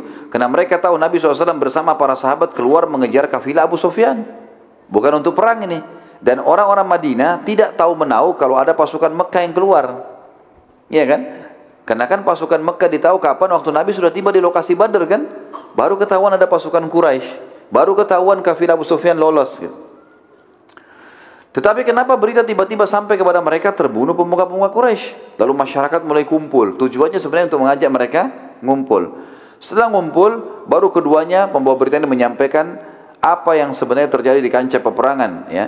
Dan pada saat itu sampai anak-anak kecil pun ikut, ya, karena mereka teriak-teriak nih sambil jalan, Abu Jahal fasik wafat mati, Uqbah mati, karena mereka ribut nih teriak, keduanya memencarkan diri mengeliling lalu ketemu di masjid Nabi SAW. Anak-anak kecil pada ikuti, teriak-teriak semua, Abu Jahal fasik mati, Uqbah mati, dan seterusnya gitu. Seperti itu dalam riwayat, ya. Masyarakat pada saat itu terus saja bertanya kepada kedua orang ini sampai mereka menceritakan setelah berkumpul di depan masjid Nabi SAW tentang kejadian tersebut. Orang-orang munafik, teman-teman sekalian, di Madinah, mereka kumpul segera dengan orang-orang Yahudi di Madinah, lalu mereka bilang, masa benar sih? Kita dengar berita, Quraisy keluar dengan pasukan, kita tahu jumlahnya, 1000 orang. Kita tahu jumlah Muhammad dan pasukannya, 300 orang sekian. Abu Sufyan lolos, kok bisa pasukan Quraisy kalah? Benar gak ini? Kita pastikan. Kemudian mereka berkata, demi Allah, kedua orang ini telah berbohong. Lalu mereka menyebarkan berita bahwa muslimin telah kalah, Muhammad telah terbunuh, dengan bukti tidak kembali ke Madinah. Dan kedua orang ini pembawa berita menunggangi untanya, dan berita kemenangan tersebut hanya untuk menenangkan kaum muslimin. Jadi waktu kedua orang ini masuk, Abdullah bin Rawah dengan temannya, ini mereka nunggangi unta Nabi, karena Nabi SAW bilang, pulang ke Madinah pakai unta saya ini. Tujuannya Nabi SAW untuk membuktikan memang ini utusan Nabi, bukan karang-karang. Tapi oleh Yahudi dan munafik dibalik. Mereka bilang, bohong nih dua orang ini, nggak benar. Lalu mereka nyebar di Madinah, ini berita bohong, nggak benar, bukan kemenangan. Buktinya Muhammad tidak bawa pulang ke Madinah, dan buktinya kedua orang ini pakai untahnya, gitu. Seperti itulah. Salah satu orang munafik terus menebarkan berita sampai bertemu dengan salah satu sahabat yang jujur yang mengancamnya. Karena dia terus teriak-teriak, kata sahabat ini, kalau kau terus ngomong, saya penggal lehermu. Diancam si munafik tadi, gitu kan? Maka gara-gara itu, orang itu terdiam. Dan dia bilang, kalaupun Nabi SAW menahanmu, aku tetap izin untuk memenggal lehermu. Maka orang munafik itu pun akhirnya berhenti. Dia tidak sebarkan lagi berita. Sekarang kita masuk ke sub-bahasan lain, masuknya pasukan muslimin di Madinah. Nabi SAW lalu memasuki kota Madinah bersama para sahabat. Saat tiba, Nabi SAW lalu bermusyawarah dengan para sahabat, apa yang harus dilakukan dengan para tawanan perang. Waktu itu kebetulan ada 60 tawanan perang Badr, selain yang terbunuh. Dan ini yang ditawan ini adalah orang-orang, termasuk masih ada orang-orang kayahnya, prajurit-prajurit perangnya, gitu kan, penyair-penyairnya Quraisy. Maka Nabi SAW musyawarah. Tanya Abu Bakar, bagaimana saran Abu Bakar? Ya Rasulullah, kerabat kita, sama-sama Quraisy, kita maafin saja. Supaya mereka tahu Islam itu penuh dengan kasih sayang. Tanya lagi si Fulan, bagaimana? Ya, kita maafkan saja, tapi suruh mereka tebus ya Rasulullah. Nabi tanya 2-3 orang sahabat, tiba di Umar. Hai Umar, bagaimana pendapatmu? Ya Rasulullah, kalau pendapat saya, datangkan orang terdekat dari mereka di saya. Dari 60 orang ini siapa kerabat saya paling dekat, saya tebas lehernya. Datangkan orang terdekat Abu Bakar, suruh tebas lehernya. Si Fulan suruh tebas lehernya. Dia harus bunuh kerabatnya sendiri. Kata Nabi SAW, kenapa hai Umar? Ini setegas ini kenapa? Ya Rasulullah, ada alasannya. Mereka ini ya Rasulullah, keluar dari Mekah, mau memerangi kita. Untung kita diberikan kemenangan sama Allah. Kalau enggak, mereka sudah bunuh kita nih. Maka ini peperangan pertama kita dengan Quraisy ya Rasulullah. Tunjukkan ketegasan kita. Rupanya Nabi SAW waktu itu cenderung dengan pendapat Abu Bakar dan sahabat yang lain. Sudahlah, kita maafin, gitu kan? Kita maafin, kemudian mereka boleh tebus tawanannya. Umar bin Khattab terima. Keesokan paginya teman-teman sekalian, pas menjelang subuh, Abu Umar bin Khattab masuk ke dalam masjid. Dapat Nabi SAW lagi menangis sama Abu Bakar. Kata Umar, ya Rasulullah, wahai Abu Bakar, mereka biasa ketemu sebelum azan subuh nih. Wahai Rasulullah, wahai Abu Bakar, kenapa kalian berdua menangis? Beritahukan kepada saya supaya saya ikut menangis. Karena bagi Umar gak mungkin dua orang ini nangis kecuali ada masalahnya nih. Ini penting, Nabi dan Abu Bakar nangis ini berarti penting. Kata Nabi SAW, wahai Umar, telah turun firman Allah yang mendukung pendapatmu. Kalau bukan karena Allah sudah takdirkan kita selamat, maka kami semua akan binasa kecuali kamu. Umar menangis. Sambil menangis, lalu Nabi SAW membacakan firman Allah Subhanahu Wa Taala di dalam surah Al-Anfal, surah nomor 8, ayat 67 sampai 68. 2 ayat turun waktu itu, yang mendukung pendapat Umar bin Khattab radhiyallahu anhu. Allah SWT berfirman, a'udzubillahi minasyaitonir rajim, ma kana linabiyyin ay yakuna lahu asra hatta yuthkhina fil ard turiduna arada ad-dunya wallahu yuridul akhirah wallahu azizun hakim. Laula kitabun minallahi sabaqa lamassakum fima akhadtum adzabun azim. Artinya, tidak patut, kata Allah, bagi seorang nabi mempunyai tawanan sebelum ia dapat melumpuhkan musuhnya di muka bumi. Kalian menghendaki harta benda dunia, sedangkan Allah menghendaki pahala akhirat untuk kalian. Dan Allah maha perkasa lagi maha bijaksana. Maksudnya adalah, mestinya memang orang kafir jangan diharapkan tebusannya. Gak usah tebus. Bunuh saja sudah tawanannya itu. Yang lolos sudah lolos, biarin aja. Betul seperti pendapat Umar gitu. Ya. Lalu turun ayat setelahnya 68-nya, laula kitabun, terjemahannya, kalau sekiranya tidak ada ketetapan yang telah terdahulu dari Allah, kalau bukan karena Allah sudah takdirkan nih, niscaya kalian akan ditimpa siksaan yang besar karena tebusan yang kalian ambil. Ini suruh orang Quraisy tebus tawanannya nih, ini bisa mendatangkan azabnya Allah loh. Kalau bukan karena takdirnya Allah, ini keputusan nabinya, maka bisa datang masalah itu. Makanya Nabi SAW mengatakan, kalau hukuman Allah datang sekarang, hai Umar, kami semua binasa kecuali engkau. Yang membuat Umar akhirnya menangis pada saat itu. Orang-orang Quraisy lalu kemudian setelah mendengar bahwasanya Nabi SAW mengirim berita boleh menebus kerabatnya, mereka berbondong-bondong datang untuk menebus tawanan mereka. Kecuali Abu Sufyan. Abu Sufyan punya beberapa kerabat, dia nggak mau tebus. Bahkan dia berusaha melarang masyarakat Mekah untuk membayar tebusan. Jangan bayar tebusan, jangan bayar tebusan. Tapi akhirnya orang-orang tidak bisa sabar, nggak ada yang mau ikuti Abu Sufyan. Abu Sufyan itu bukan raja Mekah, salah satu kepala suku saja. Kerabat mereka ditawan, mereka tebus bisa berkumpul lagi. Ada perempuan menebus suaminya, ada orang tua menebus anaknya, ada saudara menebus saudaranya. Dan tebusan ini Nabi SAW tidak tentukan. Dia bawa kurma, tebus saudaranya. Dia bawa dirham, tebus saudaranya. Yang penting tebus, gitu kan? Seperti itulah. Maka akhirnya orang-orang tidak ada yang mengikuti pendapat Abu Sufyan dan mereka segera pergi pada saat itu untuk menebus kerabat-kerabat mereka. Abu Sufyan karena gengsi, maka dia menarik lagi pernyataannya, maka dia berkata, demi Allah, aku tidak akan kehilangan anak dan hartaku untuk menebusnya. Maksudnya adalah anak Abu Sufyan. Di sini dalam riwayat dikatakan, ada sebagian riwayat menjelaskan ada anaknya yang ikut perang Badr. Dia bilang, saya tidak mau anak saya hilang, saya juga tidak mau harta saya berikan. Abu Sufyan lalu menunggu hingga ada salah seorang muslim yang datang dari Madinah untuk umroh yang ia tawan. Jadi ternyata ada satu orang muslim datang, bukan dari penduduk Madinah, orang muslim yang tapi dia tahu ini muslim. Ditawan sama dia, sengaja ditawan, ya. Kemudian waktu ditawan teman-teman ini disiksa. Dan ini pertama kali terjadi sejarah semenjak adanya kota Mekah. Itu orang umroh, orang ihram ditawan. Selama ini nggak pernah ada. Walaupun itu musuh, nggak boleh kalau lagi pakai baju ihram. Masyarakat Mekah mengingatkan Abu Sufyan, bila engkau tidak melepaskan muslim yang sedang umroh yang engkau tawan, maka pasti tidak ada lagi orang yang mau datang haji atau umroh ke Mekah ini. Karena merasa tidak aman. Abu Sufyan menjawab, aku tidak peduli sampai muslimin melepaskan anakku. Pada saat berita itu sampai kepada Nabi SAW, Nabi SAW memerintahkan agar anak Abu Sufyan dibebaskan sebagai muslim, ya, sebagai tebusan muslim yang sedang ditawan oleh Abu Sufyan.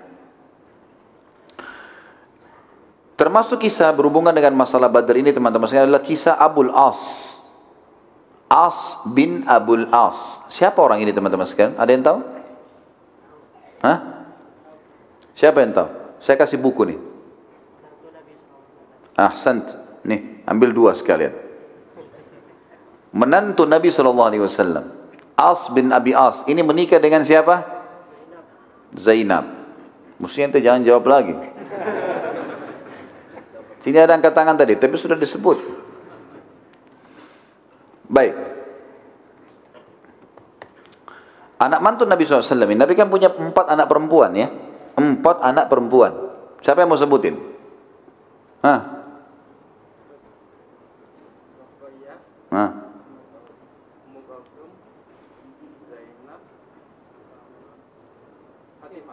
Baik, bagus, ahsan. Nih, sebutin 4. Siapa yang tua anak laki Nabi SAW? Hah? Abdullah dan ahsan. Hah? Kasih buku.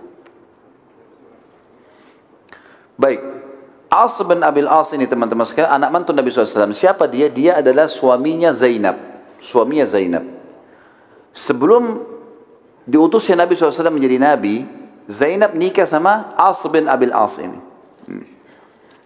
Waktu Nabi SAW dinobatkan jadi Nabi, Zainab mengakui ayahnya sebagai Nabi. Tapi As tidak mau ngakuin ini. Dia nggak mau ngakuin Nabi SAW mertuanya sebagai Nabi. Maka yang terjadi Nabi SAW pisahkan. Dan ini hukum syar'inya begitu ya. Jadi kalau ada seorang wanita masuk Islam, suaminya belum masuk Islam, ini hukum syar'i nggak boleh kumpul. Tapi tidak dianggap cerai. Nggak dianggap cerai. Karena kalau laki-laki itu syahadat juga, mereka langsung bisa kumpul, dianggap suami istri sah. Dan orang yang sudah menikah dengan cara agamanya pun sebelum Islam, kalau dia masuk Islam dianggap sah pernikahannya. Islam sudah menganggap sah pernikahan mereka. Kalau memang dia sudah pernah menikah walaupun dengan caranya dulu, gitu kan? As bin Abil As teman-teman sekalian ini ikut dalam perang Badr bersama orang-orang Quraisy. Jadi anak mantu Nabi ikut berperang memerangi mertuanya nih. Dia termasuk salah satu tawanan di perang Badr. Waktu dia tiba di Madinah dibawa oleh Nabi SAW dan pasukan muslimin, maka dia sempat mengirim kepada Zainab surat meminta agar Zainab melindunginya. Jadi waktu itu belum cerai ini, karena kalau Zainab belum menikah sama laki-laki muslim yang lain. Ini dalam keadaan kafir. Kalau ini syahadat bisa kumpul kembali. Zainab memang masih berharap suaminya bisa dapat hidayah. Maka As bin Abil As kirim surat, "Hai Zainab, ingatlah kebaikan antara kita suami istri. Lindungi saya supaya jangan sampai, karena orang tawanan bisa dibunuh setiap saat, enggak jelas statusnya. Bisa ditebus, bisa dibunuh." Maka kata Zainab, "Baiklah." Kirim surat kembali, "Baiklah." Gitu kan? Maka Zainab selepas sholat subuh radhiyallahu anha, beliau berdiri lalu mengatakan, "Aku telah melindungi Abul As, As bin Abil As." Gitu kan? Nabi SAW balik kepada para sahabat, "Ada yang tahu ceritanya nih?" Dan mereka bilang, "Tidak tahu ya Rasulullah. Itu anak anda Zainab melindungi suaminya." Lalu yang membuat Nabi SAW saat itu tersentuh karena Zainab mengirim kalung yang pernah dikasih oleh Khadijah radhiyallahu anha kepada Zainab waktu pernikahannya. Dikirim di hadapan Nabi SAW. Lalu utusannya Zainab mengatakan, "Ya Rasulullah, ini Zainab utus sebagai tebusannya Abul As. Jadi lepaskan saya dia ke Mekah. Dia mau Islam, tidak mau Islam terserah dia. Tapi dia minimal jadi suami saya dulu." Gitu kan? Seperti itulah. Waktu Nabi SAW itu Nabi sempat menangis mengingat Khadijah. Karena ini perhiasan Khadijah yang sangat disukai, lalu dikasih hadiah di pernikahannya Zainab. Maka Nabi SAW mengatakan, "Kalau kalian ingin, lepaskanlah. Saya serahkan kepada kalian, saya nggak usah ikut-ikutan," kata Nabi SAW kepada para sahabat. Maka mereka mengatakan, "Kami membebaskannya ya Rasulullah karena anda. Dan tebusannya nggak usah dikasih. Maksudnya nggak usah diambil, dikembalikan kepada Zainab kembali. Karena itu nilainya mahal. Kalung itu sangat mahal dari Khadijah radhiyallahu anhum ajma'in." Waktu itu teman-teman sekalian, Abul As tersentuh dengan itu. Melihat bagaimana perilaku para sahabat. Waktu dia ditawan, dia lihat sahabat pergi masjid sholat, dia dengarkan ayat Al-Quran. Selama ini dia cuma ikut-ikutan sama orang Quraisy, dia nggak paham ini. Rupanya Islam tersentuh dalam hatinya. Tersentuh waktu itu. Maka waktu ditebus sama Zainab, lebih tersentuh lagi. Kan gitu. Kemudian tebusan Zainab nggak diterima oleh Nabi SAW. Dikembalikan kepada Zainab. Berarti Abul As dibebaskan tanpa tebusan, sementara yang lain semua pakai tebusan, gitu kan? Maka gara-gara itu tersentuh masuk Islam. Dia pun kembali ke Mekah, dia kembalikan semua amanah-amanahnya orang-orang Mekah, lalu dia mengatakan dengan sangat jelas di dekat Ka'bah, "Wahai masyarakat Mekah Quraisy, ketahuilah asyhadu an la ilaha illallah wa anna Muhammad Rasulullah." Dia masuk Islam. Lalu kemudian dia pergi ke Madinah, tinggal bersama istrinya, dan Nabi SAW kumpulkan kembali dengan Zainab. Ini juga ada hukum syar'i di situ tentunya. Kita masuk lagi teman-teman sekalian di kedudukan syuhada Badr, kaum muslimin yang sudah meninggal mati syahid di situ. Jibril alaihissalam mendatangi Nabi SAW dan bertanya, "Bagaimana kalian menilai syuhada Badr yang sempat mati syahid di Badr? Bagaimana kedudukannya di sisi kalian?" Kata Nabi SAW, "Mereka yang terbaik di antara kami. Orang-orang yang luar biasa, karena Allah sudah jamin bagi mereka surga." Kata Jibril alaihissalam, "Begitu pula yang terbaik dari malaikat yang sempat Allah hadirkan di Badr." Gara-gara posisi Badr itu, malaikat-malaikat yang hadir pun Allah berikan kedudukan. Ini semua teman-teman disebabkan karena Allah Azza wa Jalla, Allah yang maha tinggi dan maha suci, maha mulia, telah menamakan perang Badar dengan hari pemisah antara kebenaran dan kebatilan. Memang Allah sengaja menjadikan perang Badar terjadi sebagaimana sudah kita jelaskan pertemuan yang lalu. Yang saya bilang ini tanda kutip ada rekayasa Allah langsung. Tidak ada janjian. Kalau janjian tidak akan terjadi peperangan karena ini perang pertama. Jiwa masih belum berani untuk melakukannya. Allah sebutkan di dalam surah Al-Anfal, surah nomor 8 ayat 41. Tentu perang Badar kebanyakan di surah Al-Anfal. A'udzu billahi minasyaitonir rajim.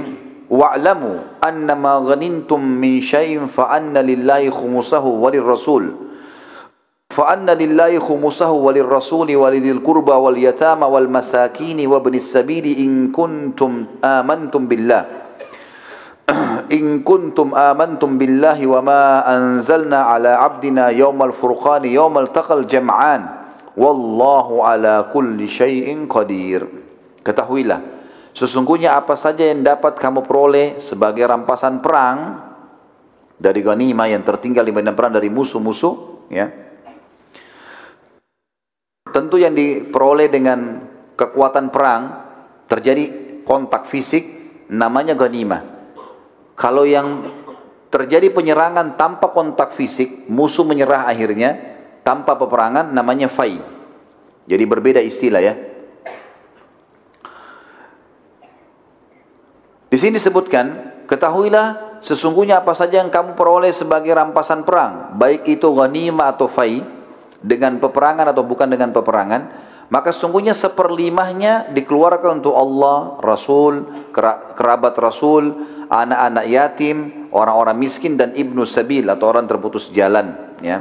Ini maksudnya kalau ada ghanimah dikumpul semua, nilainya berapa, seperlimanya dikeluarkan untuk sedekah di jalan Allah ini. Di sini tentu ulama membahas panjang lebar tentang masalah ghanimah seperlima itu dibagi kepada Allah dan Rasulnya. Kemudian kerabat Rasul di sini masuk adalah Bani Hashim dan Bani Muttalib. Bani Hashim dan Bani Muttalib, ya. Kemudian juga dibagi kepada anak yatim, fakir miskin dan ibnu sabil. Sedangkan 4/5 dari ghanimah dibagikan kepada orang-orang yang ikut bertempur. Jadi misal ghanimah yang terkumpul 1 miliar dibagi 5, berarti 200 juta, 200 juta, 200 juta, gitu kan? 200 jutanya ini dikeluarkan. Di antara yang memiliki hak di situ adalah Rasulullah SAW. Tapi Rasulullah kan sekarang sudah meninggal. Maka ini juga yang punya hak adalah kerabat beliau sallallahu alaihi wasallam dari Bani Hashim dan Bani Muttalib. Ini punya hak untuk mendapatkan bagian dari ghanimah peperangan. Kemudian juga yang mendapatkan adalah anak-anak yatim, fakir miskin dan orang-orang yang terputus jalan.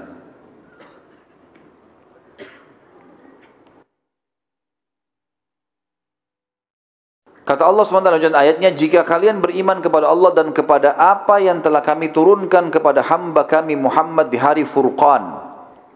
Maksudnya yang turun kepada Muhammad SAW adalah Al-Quran, kemudian juga turunnya para malaikat.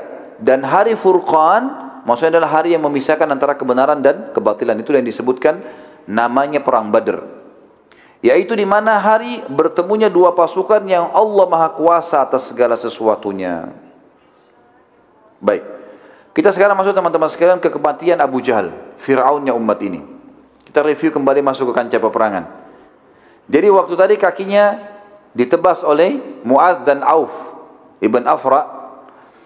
Maka pada saat ditebas berdarah dia jatuh. Rupanya orang-orang meninggalkan dia. Sempat ada riwayat yang mengatakan dia dibawa ke pinggiran pasukan. Mereka mau berusaha obati nggak bisa karena darahnya ngucur terlalu banyak. Sementara pasukan kocar kacir, maka yang berusaha juga mengurus dia melarikan diri. Maka Abu Jahal tinggal sendirian waktu itu. Berumuran darah semua, tidak bisa jalan lagi. Pada saat itu teman-teman sekalian, Nabi SAW memerintahkan cari Abu Jahal. Ada di kancah peperangan orang itu. Gitu kan? Maka para sahabat menyebar mencarinya. Abu Jahal dicari di korban-korban. Sahabat Nabi Abdullah bin Mas'ud tadi yang kita ceritakan postur tubuhnya sangat kecil. Dulu ini Abdullah bin Mas'ud termasuk orang yang dilemahkan di Mekah. Orangnya sangat kurus dan dia cuma tugasnya menjual jasanya untuk gembalakan kambingnya orang. Radhiyallahu anhu. Tapi itu Islam tidak lihat, Islam lihat keimanannya. Abdullah bin Mas'ud adalah ulama yang muslimin setelah masuk Islam, gitu kan. Abu Jahal salah satu orang yang suka menyewa jasanya Abdullah bin Mas'ud dulu di Mekah. Suruh gembala-gembalaan kambing bayar, gitu kan. Maka Abdullah bin Mas'ud ikut mencari dan dia menemukan Abu Jahal dalam keadaan sudah setengah sadar. Udah darah semuanya, udah nggak bisa, lemas sekali. Saat Abdullah bin Mas'ud berdiri di dekat kepala Abu Jahal yang tidak jelas melihat Abdullah berkata, kemenangan di pihak siapa? Dia masih tanya Abdullah bin Mas'ud. Dia nggak tahu nih kalau orang Quraisy kalah gitu. Abdullah bilang, pada Allah dan Rasulnya wahai musuh Allah. Abu Jahal bilang, tidak masalah. Apa ada kemuliaan dari seseorang yang dibunuh oleh kaumnya sendiri dan bukan musuh selain kaumnya? Artinya, walaupun kami kalah, saya juga mati, tetap saya mulia karena saya dibunuh oleh kaum saya sendiri, bukan orang lain. Pernyataan ini sebenarnya orang-orang Arab tahunya adalah bentuk kesombongan. Kalimat ini bentuk kesombongan dalam bahasa Arab. Bisa dibayangkan saat dia mau mati pun dia masih bisa sombong orang ini. Ya. Abdullah bin Mas'ud lalu menaiki dadanya Abu Jahal. Karena Abu Jahal orangnya besar, Abu Mas'ud kecil, naik di dadanya, duduk, gitu kan. Dan tujuannya ingin memenggal kepalanya Abu Jahal. Ini mau ditembas nih, bawa ke Nabi, ya Rasulullah ini orangnya, gitu. Ternyata Abu Jahal mengenali wajah Abdullah bin Mas'ud. Sudah dekat kelihatan. Ini penggembala kambing saya dulu di Mekah ini. Maka dia berkata pada Abdullah, bukankah kamu dahulu yang mengembalakan kambing-kambing kami? Abdullah menjawab, iya benar. Abu Jahal bilang, sungguh kamu sudah melakukan perbuatan yang sangat tidak pantas dengan orang yang tidak sederajat dengan wahai pengembala kambing. Jadi sebenarnya ulama bilang, perkataan ini mirip begini, sungguh engkau telah menaiki gunung, perkataan Abu Jahal begini, dia bilang, sungguh kamu sedang berada di atas gunung yang kekar, wahai pengembala kambing. Perkataannya maknanya begini, sungguh kau sudah melampaui perbuatanmu, naik di dadaku, sementara aku di atasan, seperti itulah. Ya. Maka Abdullah pun tidak sabar lagi, langsung memenggal kepala Abu Jahal dan menarik dari rambutnya dan membawa kepalanya kepada Nabi SAW. Rasulullah SAW sempat waktu itu bertanya-tanya, ya, siapa ini? Karena penuh dengan darah, rambutnya ditarik sama Abdullah bin Mas'ud. Kata Abdullah bin Mas'ud, musuh Allah wahai utusan Allah. Ini Abu Jahal, gitu kan. Nabi SAW berkata, demi nama Allah yang tidak ada Tuhan yang berhak disembah kecuali Dia. Apakah ini benar? Dia Abu Jahal mati sudah? Kata Abdullah, demi Allah yang tidak ada Tuhan yang berhak disembah kecuali Ia. Ini adalah Abu Jahal. Saya sendiri yang menebas lehernya ya Rasulullah. Maka Nabi SAW segera sujud syukur gara-gara itu. Ya. Kemudian beliau SAW bersabda saat bangun dari sujudnya, sungguh orang ini Fir'aunnya umat ini. Sungguh orang ini adalah Fir'aunnya umat ini. Makanya dapat julukan Fir'aunnya umat ini. Baik, kita tutup teman-teman sekalian dengan beberapa kejadian antara perang Badar dan perang Uhud. Itu tadi akhir hidupnya Fir'aunnya umat ini adalah Abu Jahal. Beberapa kejadian antara perang Badar dan perang Uhud kena dekat sekali nih. Perang Badar tahun 2 Hijriah, perang Uhud tahun 3 Hijriah. Yang pertama adalah ada proses pembebasan tawanan dulu. Kejadian ini terjadi antara perang Badar dan Uhud, kan? Orang-orang Mekah terus membebaskan tawanan perang. Namun terdapat beberapa orang yang tidak ada yang menebus mereka. Di antaranya ada nama yang pertama Safih bin Abi Rufa'ah. Ia berkata pada Nabi SAW, aku memiliki harta, maksudnya di Mekah, dan tidak ada kerabatku yang datang membebaskanku, maka izinkan aku kembali ke Mekah, lalu aku akan membayar kalian. Maka Nabi SAW mengatakan, baiklah, pergi, silakan. Mau dia bohong enggak itu bukan urusan kita. Tapi dia mohon, Nabi SAW toleransi, silakan pulang. Yang kedua, Abu Azzah atau Amr bin Abdillah. Orang ini memiliki banyak anak perempuan dan ia memiliki dan tidak memiliki harta. Maka Nabi SAW membebaskannya tetapi dengan janji darinya kalau dia tidak akan pernah memerangi Nabi SAW juga muslimin. Nabi tahu orang ini ya hartanya tidak ada, tidak mungkin ada yang tebus, dan semua di Mekah kerabatnya cuma anak perempuannya. Istrinya pun sudah meninggal. Anaknya kalau nggak salah ada 7 atau 8 semuanya perempuan. Maka Nabi SAW kena tahu bebaskan dia. Tapi janji, nggak boleh ikut-ikut lagi kalau ada peperangan, menyerang muslimin jangan ikut. Dia bilang baik, saya janji, dibebaskan. Ternyata, ya di salah satu peperangan setelah itu dia terlibat dan dia tertawan lagi. Pada saat Nabi SAW melihatnya, ya, kata dia ya, kalau kalian melepaskanku maka aku janji tidak akan memerangi kalian lagi. Kata Nabi SAW, tidak mungkin dan tidak pantas orang mukmin jatuh di lubang 2 kali. Pernah dengar hadis ini ya? Baik, sebab disebutkannya justru karena kejadian orang ini. Dia menjanjikan 2 kali, namanya Amr bin Abdullah. Ini sababul wurud hadis. Kalau Al-Quran kan ada sababun nuzulnya. Lalu kemudian Nabi SAW memerintahkan agar dia dibunuh. Ya. Kemudian ada juga anaknya Abu Sufyan yang ditebus dengan tawanan seorang muslim yang ditawan oleh Abu Sufyan pada saat tadi umroh. Tapi ini tidak disebutkan oleh buku-buku sejarah siapa yang ditawan ini. Karena anak Abu Sufyan cukup banyak. Tapi akhirnya dibebaskan ke Mekah. Ini kejadian pertama antara perang Badar dan perang Uhud. Sekarang kita masuk kejadian kedua, ada Ghazwat Bani Sulaim dan Ghazwat Suwaik. Ghazwah, saya pernah jelaskan teman-teman, kalau peperangan dihadiri oleh Nabi SAW dikatakan Ghazwah namanya. Peperangan dihadiri Nabi SAW namanya Ghazwah. Kalau peperangan tidak dihadiri Nabi SAW namanya Ma'rakah dalam bahasa Arab. Ya. Kalau pasukan kecil untuk menyerang, mengintai, menakut-nakuti musuh namanya Sariyah. Ya. Waktu itu Abu Sufyan bersumpah setelah kekalahan musyrikin Mekah di Badar bahwa ia tidak akan mandi janabah sampai ia memerangi muslimin. Maksudnya adalah dia mau gauli istrinya, habis itu dia tidak mau mandi janabah sampai dia nyerang muslimin, baru dia kembali lagi, nanti dia mandi setelah itu. Seperti itulah sumpah dia pada saat itu. Maka ia pun berhasil mengumpulkan 200 orang yang kerabatnya ada yang jadi korban di Badar, lalu kemudian mereka berkumpul, lalu segera mereka menuju ke Madinah. Sampai tiba di sekitar Madinah, kaum muslimin tidak tahu kalau Abu Sufyan ini datang. Lalu Abu Sufyan menyurati kaum Yahudi di Madinah agar mendukung dari dalam kota. Yang pertama ia surati dari kaum Yahudi adalah Huyai bin Akhtab. Huyai bin Akhtab. Ya, ini sebenarnya kalau dia hidup, dia mertua Nabi nih. Tapi dia mati terbunuh. Huyai bin Akhtab ini nanti terbunuh di perang Quraidah, Bani Quraidah. Nanti kita jelaskan masalah itu. Tapi dia salah satu pimpinan suku Yahudi di Madinah. Yang pada saat itu spontan menolak dan berkata, tidak, aku takut pada Muhammad. Tidak mau dukung. Apalagi pasukanmu cuma 200 orang. 1000 aja di Badar dikalahin. Apalagi 200 gitu. Dan mau nyerang Madinah. Lebih kuat lagi muslimin, gak mungkin. Abu Sufyan lalu menyurati Salam bin Mushkim, salah satu pimpinan Yahudi. Ini juga nanti kita akan bahas, dia akan terbunuh di perang Khaybar. Pada saat itu Salam bin Mushkim mendukung Abu Sufyan. Dia mengatakan, baiklah, saya akan coba mencari tahu informasi tentang tempat senjata kaum muslimin dan kekuatan mereka, dan dari pintu mana kamu bisa masuk.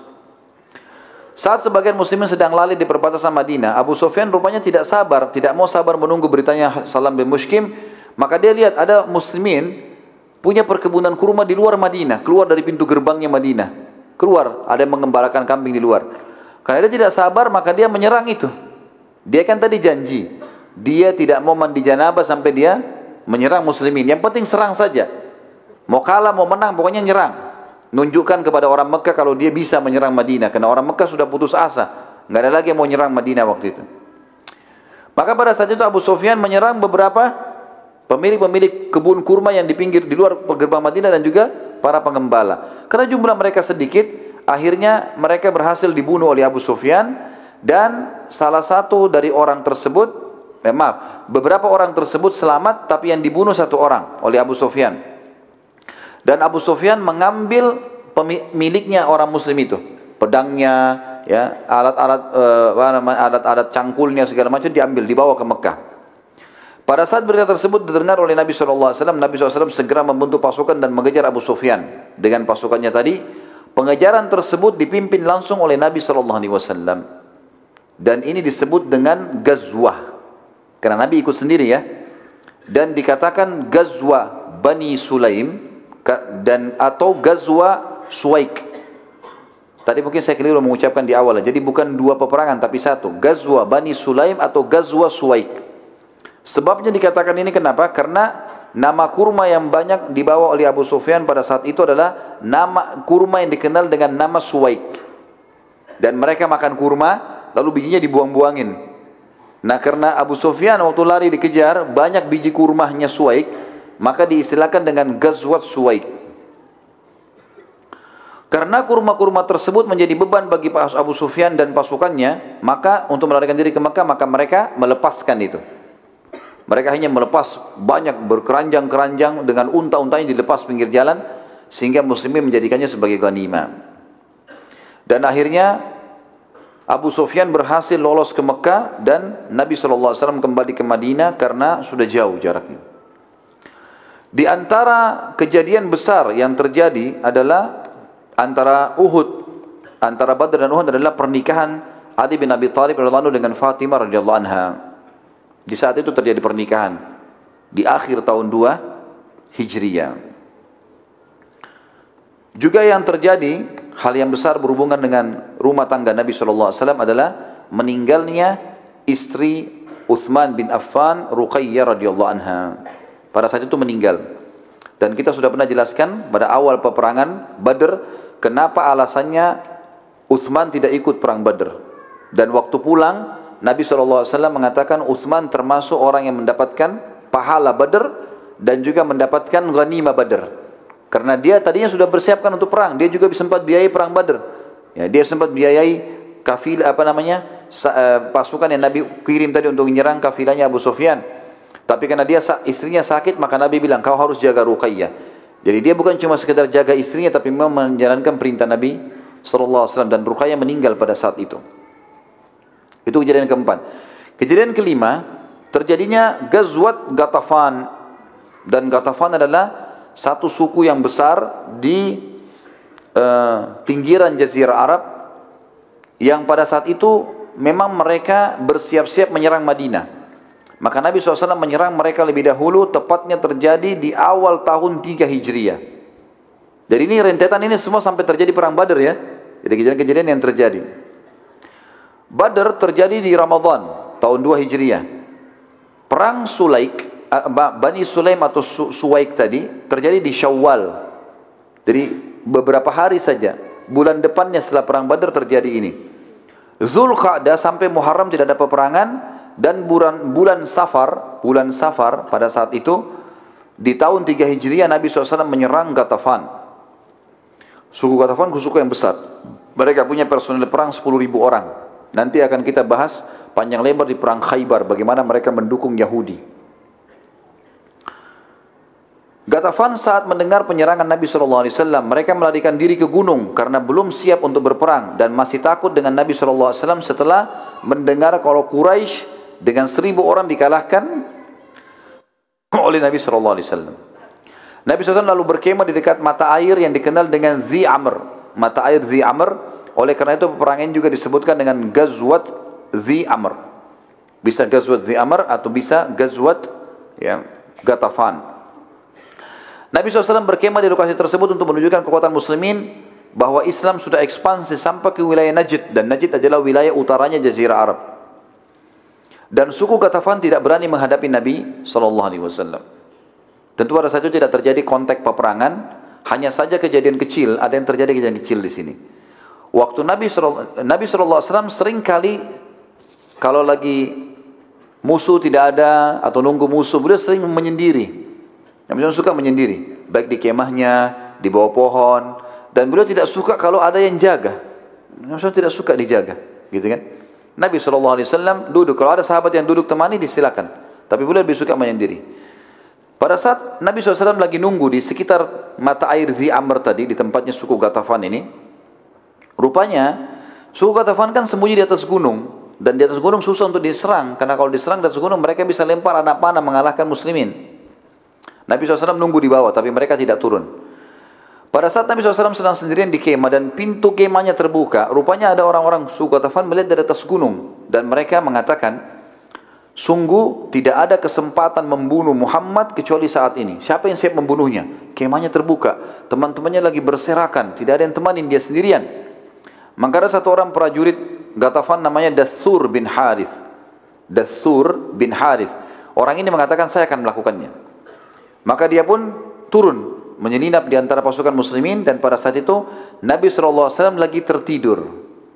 Tiba-tiba dengan kelelahan tertentu, Dathur bin Harith tanpa diketahui oleh muslimin sudah ada dalam kemah Nabi SAW, dan luar biasanya dia sudah berada di atas kepala Nabi SAW dan sudah henuskan pedangnya dan diletakkan di leher Nabi SAW. Orang ini sudah di situ, di kemah Nabi. Sahabat pun kalau mau tolong, bagaimana caranya mau tolong ini? Sudah susah. Dia bilang apa? Sahabat ngurumun dekat kemah, sudah lihat orang ini. Kata dia, siapa yang bisa menyelamatkanmu dariku, hai Muhammad? Ini sekarang ini pedang sudah di lehermu, tinggal aku iris mati nih, tinggal tusuk mati, gitu kan? Sementara aku pasti akan membunuhmu. Maka Nabi SAW dengan sangat tenang dan penuh keyakinan mengucapkan satu kalimat, Allah. Kalimat itu saja. Tiba-tiba dengar kalimat Allah, dengan hikmah Allah, Dathur bin Harith ini terdorong ke belakang. Tiba-tiba terdorong, ya entah bagaimana terjadi. Yang jelas kemudian dia terjatuh dan pedangnya jatuh. Dengan sangat cepat Nabi SAW berdiri, megang pedang lalu menaruh di lehernya Dathur. Lalu kata Nabi SAW kepada Dathur, siapa yang bisa menyelamatkanmu dariku sekarang? Maka Dathur berkata, tidak ada. Perdamaian hai Muhammad, perdamaian. Damai. Maka pada saat Dathur balik ke kaumnya, Nabi lepaskan, sudah lepas. Bayangkan ya, Nabi sudah mau dibunuh loh ini. Nabi masih biarkan, sudah pergi aja. Dia pergi. Lalu kemudian karena dia bilang damai ya, kalau dia juga sombong disebutin nama patung, mungkin Nabi sudah tebas. Maka di sini Dathur waktu pulang ke kaumnya ditanya oleh kaumnya, ada apa? Ya, kenapa kamu bagaimana ceritanya? Dia bilang saya begini, saya begitu. Dan pada saat Muhammad menyebutkan nama Allah, tiba-tiba saya merasa ada yang mendorongku dengan sangat keras. Dan aku tidak tahu apa, aku tidak bisa lihat. Dan Muhammad memiliki kelemahan yang luar biasa sampai dia bisa membalikkan keadaan. Maka aku pun menyerah. Dan perlu teman-teman tahu, ternyata Dathur bin Harith ini dianggap oleh suku Ghatafan adalah prajurit terhebatnya. Berarti dengan perilaku ini, yang lainnya pasti tidak mampu lagi. Yang ini aja nggak mampu, apalagi yang lainnya. Gara-gara itu juga dengan hikmah, kata para ulama, hikmah Allah SWT, mereka tidak berani turun menyerang Nabi SAW. Andai saja Dathur dengan hikmah Allah berhasil melukai Nabi misalnya, atau berhasil duel dengan Nabi, tidak terjadi perilaku seperti tadi, maka mungkin mereka punya keberanian untuk menyerang Nabi SAW. Karena perlu diketahui, saya sudah bilang tadi, Ghatafan teman-teman punya 10.000 orang personel perang, semuanya bisa berkuda. Kalau dikatakan personel berkuda ini teman-teman bisa menyerang di atas kuda, memanah dari atas kuda, melempar tombak, bisa menyerang kuda. Kudanya juga dilatih bisa menyerang musuh. Jadi luar biasa nih. Tapi dengan hikmah Allah terjadi begitu. Setelah itu tentu Nabi SAW melihat sudah berhari-hari mereka tidak turun. Lalu si Dathur ini membawa berita, kami damai, kami damai. Lalu semua sukunya juga siap damai, dikirimlah surat. Ya Muhammad, kami damai. Lalu Nabi SAW pun pulang ke Madinah. Terjadi juga setelahnya Ghazwa Furq, namanya Ghazwat Furq, di wilayah selatan Madinah, tepatnya di wilayah Najran. Najran ini mayoritasnya orang-orang Nasrani, kan? Di bawah kekuasaan Romawi pada saat itu. Pada bulan Rabiul Awal, tadi bulan Safar terjadi penyerangan suku Ghatafan, tahun 3 Hijriah. Bulan Rabiul Awal, sebulan setelahnya, Nabi SAW menuju ke Furq untuk menghalangi kafilah Quraisy lagi, tapi misi ini belum berhasil karena kafilah berhasil lolos. Kemudian terjadi juga Ghazwa Bani Qainuqa, Ghazwat Bani Qainuqa, ya. Dan Ghazwa Bani Qainuqa ini adalah orang-orang Yahudi tentunya ya, kaum Yahudi yang memang ada pada saat itu teman-teman sekalian di Madinah. Di Madinah ada 3 suku Yahudi. Di Madinah ada 3 suku Yahudi. Pernah kita jelaskan ini. Ya. Suku Yahudi ini ada 3. Siapa yang bisa sebutkan? Jangan, yang lain. 3 suku Yahudi. Fadhal.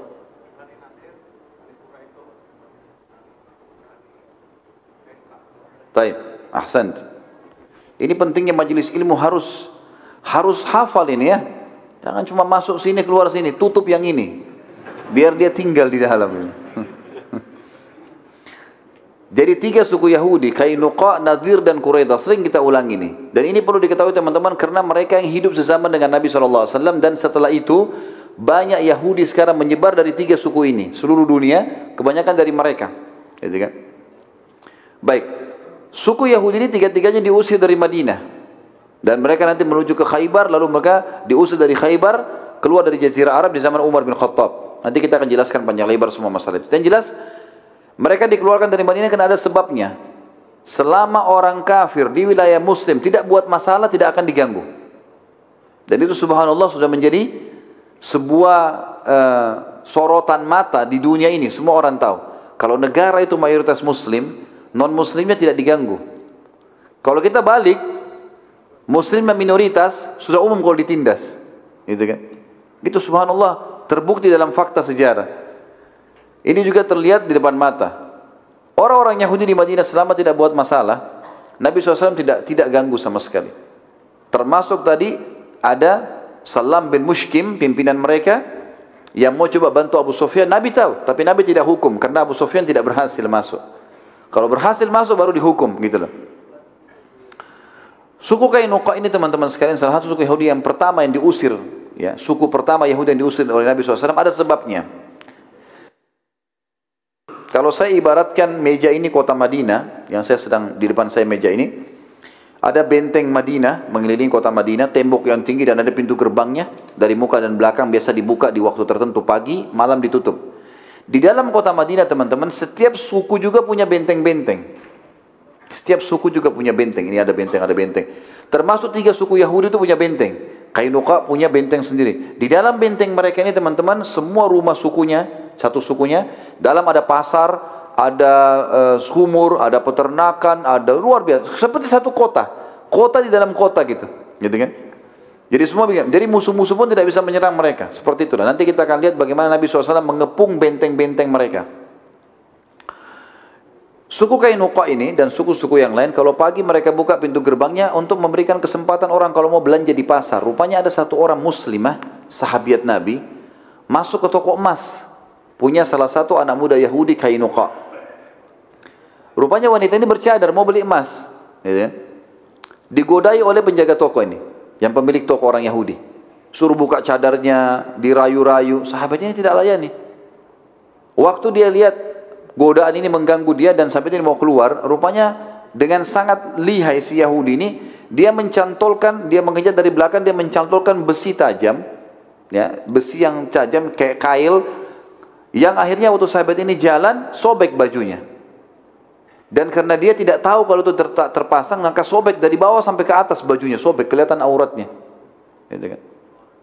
Lalu pemilik toko ini sama teman-temannya tertawakan sambil lihat auratnya.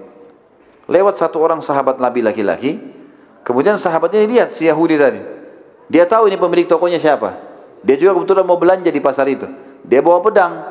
Dia datangin, dia lihat muslimin, ditanya kenapa ini orang memalukan saya. Ditebas sama si muslim. Pemilik tokonya dibunuh. Orang-orang pasar Yahudi kena lihat ini lagi dibunuh, maka mereka pun mengeroyoki si muslim. Waktu dikeroyoki si muslim tadi teman-teman sekalian, sahabat tadi sempat lari pulang. Berusaha menutup bajunya yang sudah sobek tadi, kemudian datang kepada Nabi SAW, ya Rasulullah, ceritanya begini. Karena wanita ini terpercaya di tengah-tengah Nabi, di tengah muslimin, dan Nabi SAW tahu siapa dia, maka Nabi tidak pakai banyak tanya, langsung saja Nabi SAW mengepung, membentuk pasukan mengepung Qainuqa, Dan pada saat itu teman-teman perlu kita tahu ya, Qainuqa itu waktu itu di bentengnya memiliki 700 orang personel perang. Ini tentara yang sudah dilatih militer. 700 orang. Dan mereka bersenjata lengkap. Mereka juga memiliki benteng yang sangat kokoh di Madinah. Di dalam benteng tersebut semuanya ada sumur, pasar, perkebunan, peternakan, dan cukup untuk memberikan mereka kehidupan kalaupun ada musuh sedang mengepung mereka 1 bulan atau 2 bulan mereka tidak apa-apa nggak keluar. Semuanya ada. Gitu.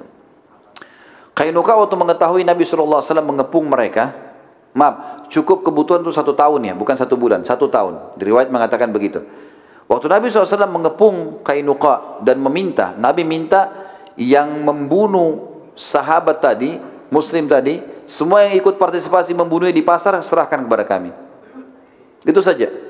Kalau enggak kami akan serang benteng ini. Rupanya mereka dengan sombong, mereka mengatakan dari atas benteng mereka, hai Muhammad, apa kau pikir kami takut? Apa kau pikir kami seperti Quraisy yang bisa kau kalahkan begitu saja? Lalu kemudian mereka mengatakan, bila kau mau memerangi kami, kami pasti akan melawanmu. Nabi SAW dapat tantangan begini, lalu Nabi SAW berdoa kepada Allah, minta petunjuk. Allah tunjukkan kalau Qainuqa memang ini harus diperangi. Dan Allah turunkan firman-Nya dalam surah Al-Imran, surah nomor 3 ayat 12 sampai ayat 13. Allah SWT berfirman, "A'udzubillahi minasyaitonirrajim. Qul lilladzina kafaru satughlabuna wa tuhsyaruna ila jahannam wa bi'sal mihad. Qad kana lakum ayatun fi fi'atain iltaqata. Fi'atun tuqatilu fi sabilillahi wa ukhra kafiratun yarawnahum mithlaihim ra'yal ain. Wallahu yu'ayyidu binasrihi man yasha. Wal inna fi dzalika la'ibratan liulil absar." Katakanlah hai Muhammad kepada orang-orang yang kafir, kamu pasti akan dikalahkan di dunia ini dan akan digiring ke dalam neraka jahanam, dan itulah tempat yang seburuk-buruknya. Maksudnya di sini Nabi SAW disuruh bilang kepada suku Qainuqa, kalian nantang perang, ini ayat-ayat turun. Katakan kepada mereka, hai Muhammad, kalian pasti akan dikalahkan. Ini pasti akan diserang, kalian akan kalah. Itu janji Allah. Dan kalian akan digiring ke neraka jahanam. Bagi yang mati dalam peperangan ini akan digiring ke neraka jahanam, gitu kan? Dan itu seburuk-buruk tempat. Ayat 13-nya, sesungguhnya telah ada tanda bagi kalian, ya, orang-orang beriman, tentang dua golongan yang saling bertempur. Maksudnya adalah antara muslimin dengan orang-orang musyrik Mekah di perang Badar. Segolongan berperang, ya. Jadi di sini disuruh katakan, hai manusia. Maaf, tadi saya bilang orang beriman. Jadi Allah mengatakan, hai orang-orang Yahudi, seperti itulah. Hai orang-orang kafir, kalian tahu loh tentang kisah bertemunya antara dua pasukan di jalan Allah. Yang satu golongan yang berperang jalan Allah dan yang lain kafir. Dan orang kafir itu, orang-orang musyrik Mekah, melihat pasukan muslimin 2 kali lipat jumlahnya dengan penglihatan mata mereka. Allah menguatkan dengan pasukannya siapa yang dia kehendaki. Sesungguhnya pada demikian itu terdapat pelajaran bagi orang-orang yang memiliki atau mempunyai mata hati. Setelah terkepung selama 15 hari, akhirnya Bani Qainuqa meminta perdamaian. Padahal mereka sangat kuat, mereka bisa bertahan setahun tidak keluar. Tapi Allah tanamkan rasa takut dalam hati mereka dengan beberapa kali menyurati Nabi SAW. Tapi Nabi selalu menolak, Nabi tetap akan memerangi. Sampai akhirnya Nabi SAW mensyaratkan, kalau mau maka kalian harus tunduk dengan hukumku. Terserah, aku mau lakukan apa saja pada kalian. Subhanallah, karena takutnya mereka, akhirnya mereka mengatakan baiklah. Dan seluruh Qainuqa menyerah, membuka pintu gerbangnya, termasuk 700 orang, ya, personil perangnya, prajurit-prajuritnya. Nabi SAW itu sudah niat untuk membunuh semuanya, tapi ternyata ada pemimpin orang-orang munafik namanya Abdullah bin Ubaidillah bin Salul. Kebetulan Abdullah bin Salul ini adalah partner bisnisnya suku Qainuqa. Banyak toko-toko di situ yang diinvestasi. Abdullah bin Ubaidillah bin Salul ini ikut investasi. Maka dia dikatakan halif. Halif itu adalah partner, ya.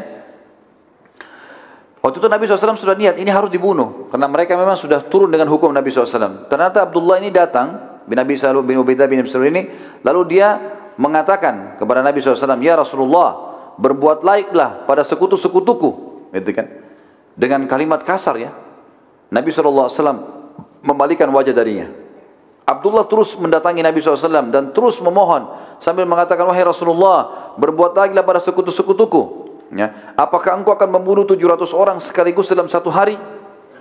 Lalu bagaimana kesepakatan antara aku dengan mereka? Nabi SAW terus saja mengatakan, menjauhlah dariku, menjauhlah dariku. Dan ini teman-teman sekalian, lihat perilaku Nabi SAW beda dengan orang kafir harbi. Beda perilaku Nabi ini dengan tegas kalau orang kafir harbi. Beda dengan orang kafir zimmi yang di bawah naungan pemerintah Islam yang tidak boleh diganggu. Beda dengan orang munafik. Banyak orang salah faham ini. Begitu dia tahu munafik, misalnya pura-pura Islam, atau misalnya dia membenci Islam, walaupun namanya Islam, tiba-tiba saja mau dibunuh. Ingat, perilaku Nabi munafik gak dibunuh loh. Munafik gak dibunuh. Tapi Nabi sebutkan ciri-ciri mereka. Dan mereka boleh tidak diajak teman, boleh tidak dikasih pekerjaan, ya kan? Boleh diboikot, tetapi mereka tidak boleh dibunuh. Berapa kali Umar bin Khattab mau nebas lehernya Abdullah bin Abi Salul, Nabi larang. Dan apa kata Nabi SAW? Statement yang sangat jelas, jangan hai Umar, jangan sampai orang mengatakan Muhammad membunuh temannya. Maksudnya, mereka masih ngaku muslim. Jangan sampai orang bilang, oh muslim bunuh muslim tuh. Seperti itulah. Jadi ini ada perilaku yang penting teman-teman sekalian ya. Dan jangan sampai ada seorang muslim lagi jalan dengan orang yang mungkin divonis sebagai seorang munafik, gitu kan? Karena ciri-cirinya, kebetulan ketemu lalu kemudian kita menganggap, oh berarti orang ini juga munafik. Tidak boleh teman-teman. Bagaimana orang-orang yang suka vonis begini kalau dia lihat waktu Abdullah bin Ubaidah misalnya datang ke Nabi SAW dan ngomong. Bagaimana kalau di zaman Nabi ada kamera teman-teman sekalian dan mereka lihat orang-orang munafik dulu di majelisnya Nabi. Mungkin sudah Nabi juga disalahkan, gitu kan? Jadi nggak boleh sembarangan ini. Kita harus tetap adil melihat individu muslim itu. Karena kita tidak bisa tahu ini munafik atau bukan, gitu kan? Dan kalaupun dia datang ngobrol, Nabi SAW masih layani, bahkan dia minta 700 personel ini jangan dibunuh. Terus saja dia datang, ya. Abdullah terus mengatakan, aku tidak akan membiarkanmu wahai Rasulullah sampai engkau berbuat baik pada sekutu-sekutuku. Sampai akhirnya Nabi SAW mengatakan, baiklah, ambil semua untukmu, silahkan. Akhirnya Abdullah memerintahkan agar 700 orang itu dibebaskan. Sebagian dari kaum Qainuqa karena masih takut dan akhirnya karena takut mereka hijrah ke wilayah Khaybar. Mereka hijrah ke wilayah Khaybar. Terakhir teman-teman sebagai penutup adalah Sariyah Zaid bin Harithah. Ini semua kejadian sebelum perang Uhud. Insyaallah nanti malam kita akan bahas awal peperangan Uhud itu sendiri. Sariyah Zaid bin Harithah ke Al-Quradah, daerah Al-Quradah, masuk wilayah Najd antara Rabzah dan Ghamrah di tepi Zatul Irq. Ya, dikenal juga dengan perang Zatul Irq. Sariyah saya sudah bilang teman-teman definisinya adalah 3 orang ke atas, 3 sampai 100 ya. Di atas 100 sudah dinamakan pasukan. Kurang dari 100, 3 sampai 100 dikatakan Sariyah. Pada saat itu Allah Azza wa Jalla menakdirkan terjadi pertemuan antara seorang sahabat yang bernama Sulaik. Pernah bersahabat dengan salah satu dari kafir Quraisy yang bernama Naim bin Mas'ud. Naim bin Mas'ud. Suatu hari pada saat sedang mabuk bersama, lalu Naim dalam keadaan mabuk tidak sadar menceritakan info tentang kafilahnya Abu Sufyan, kafilahnya Quraisy. Jadi Sulaik ini muslim. Dia bersahabat sama Naim bin Mas'ud. Satu waktu bertemu, kafir sama muslim bertemu, teman sama teman di satu tempat. Rupanya si Naim ini lagi mabuk. Lalu dia ceritakan bahwasanya ada kafilah Quraisy mau keluar. Dia sudah tidak sadar ini muslim depannya atau bukan. Tapi ini dianggap temannya. Maka spontan waktu itu dengan sangat detail diceritakan, Sulaik mengumpulkan seluruh info tentang kafilah tersebut dari Naim lalu segera melaporkan kepada Nabi sallallahu alaihi wasallam, ya. Pada saat itu teman-teman sekalian,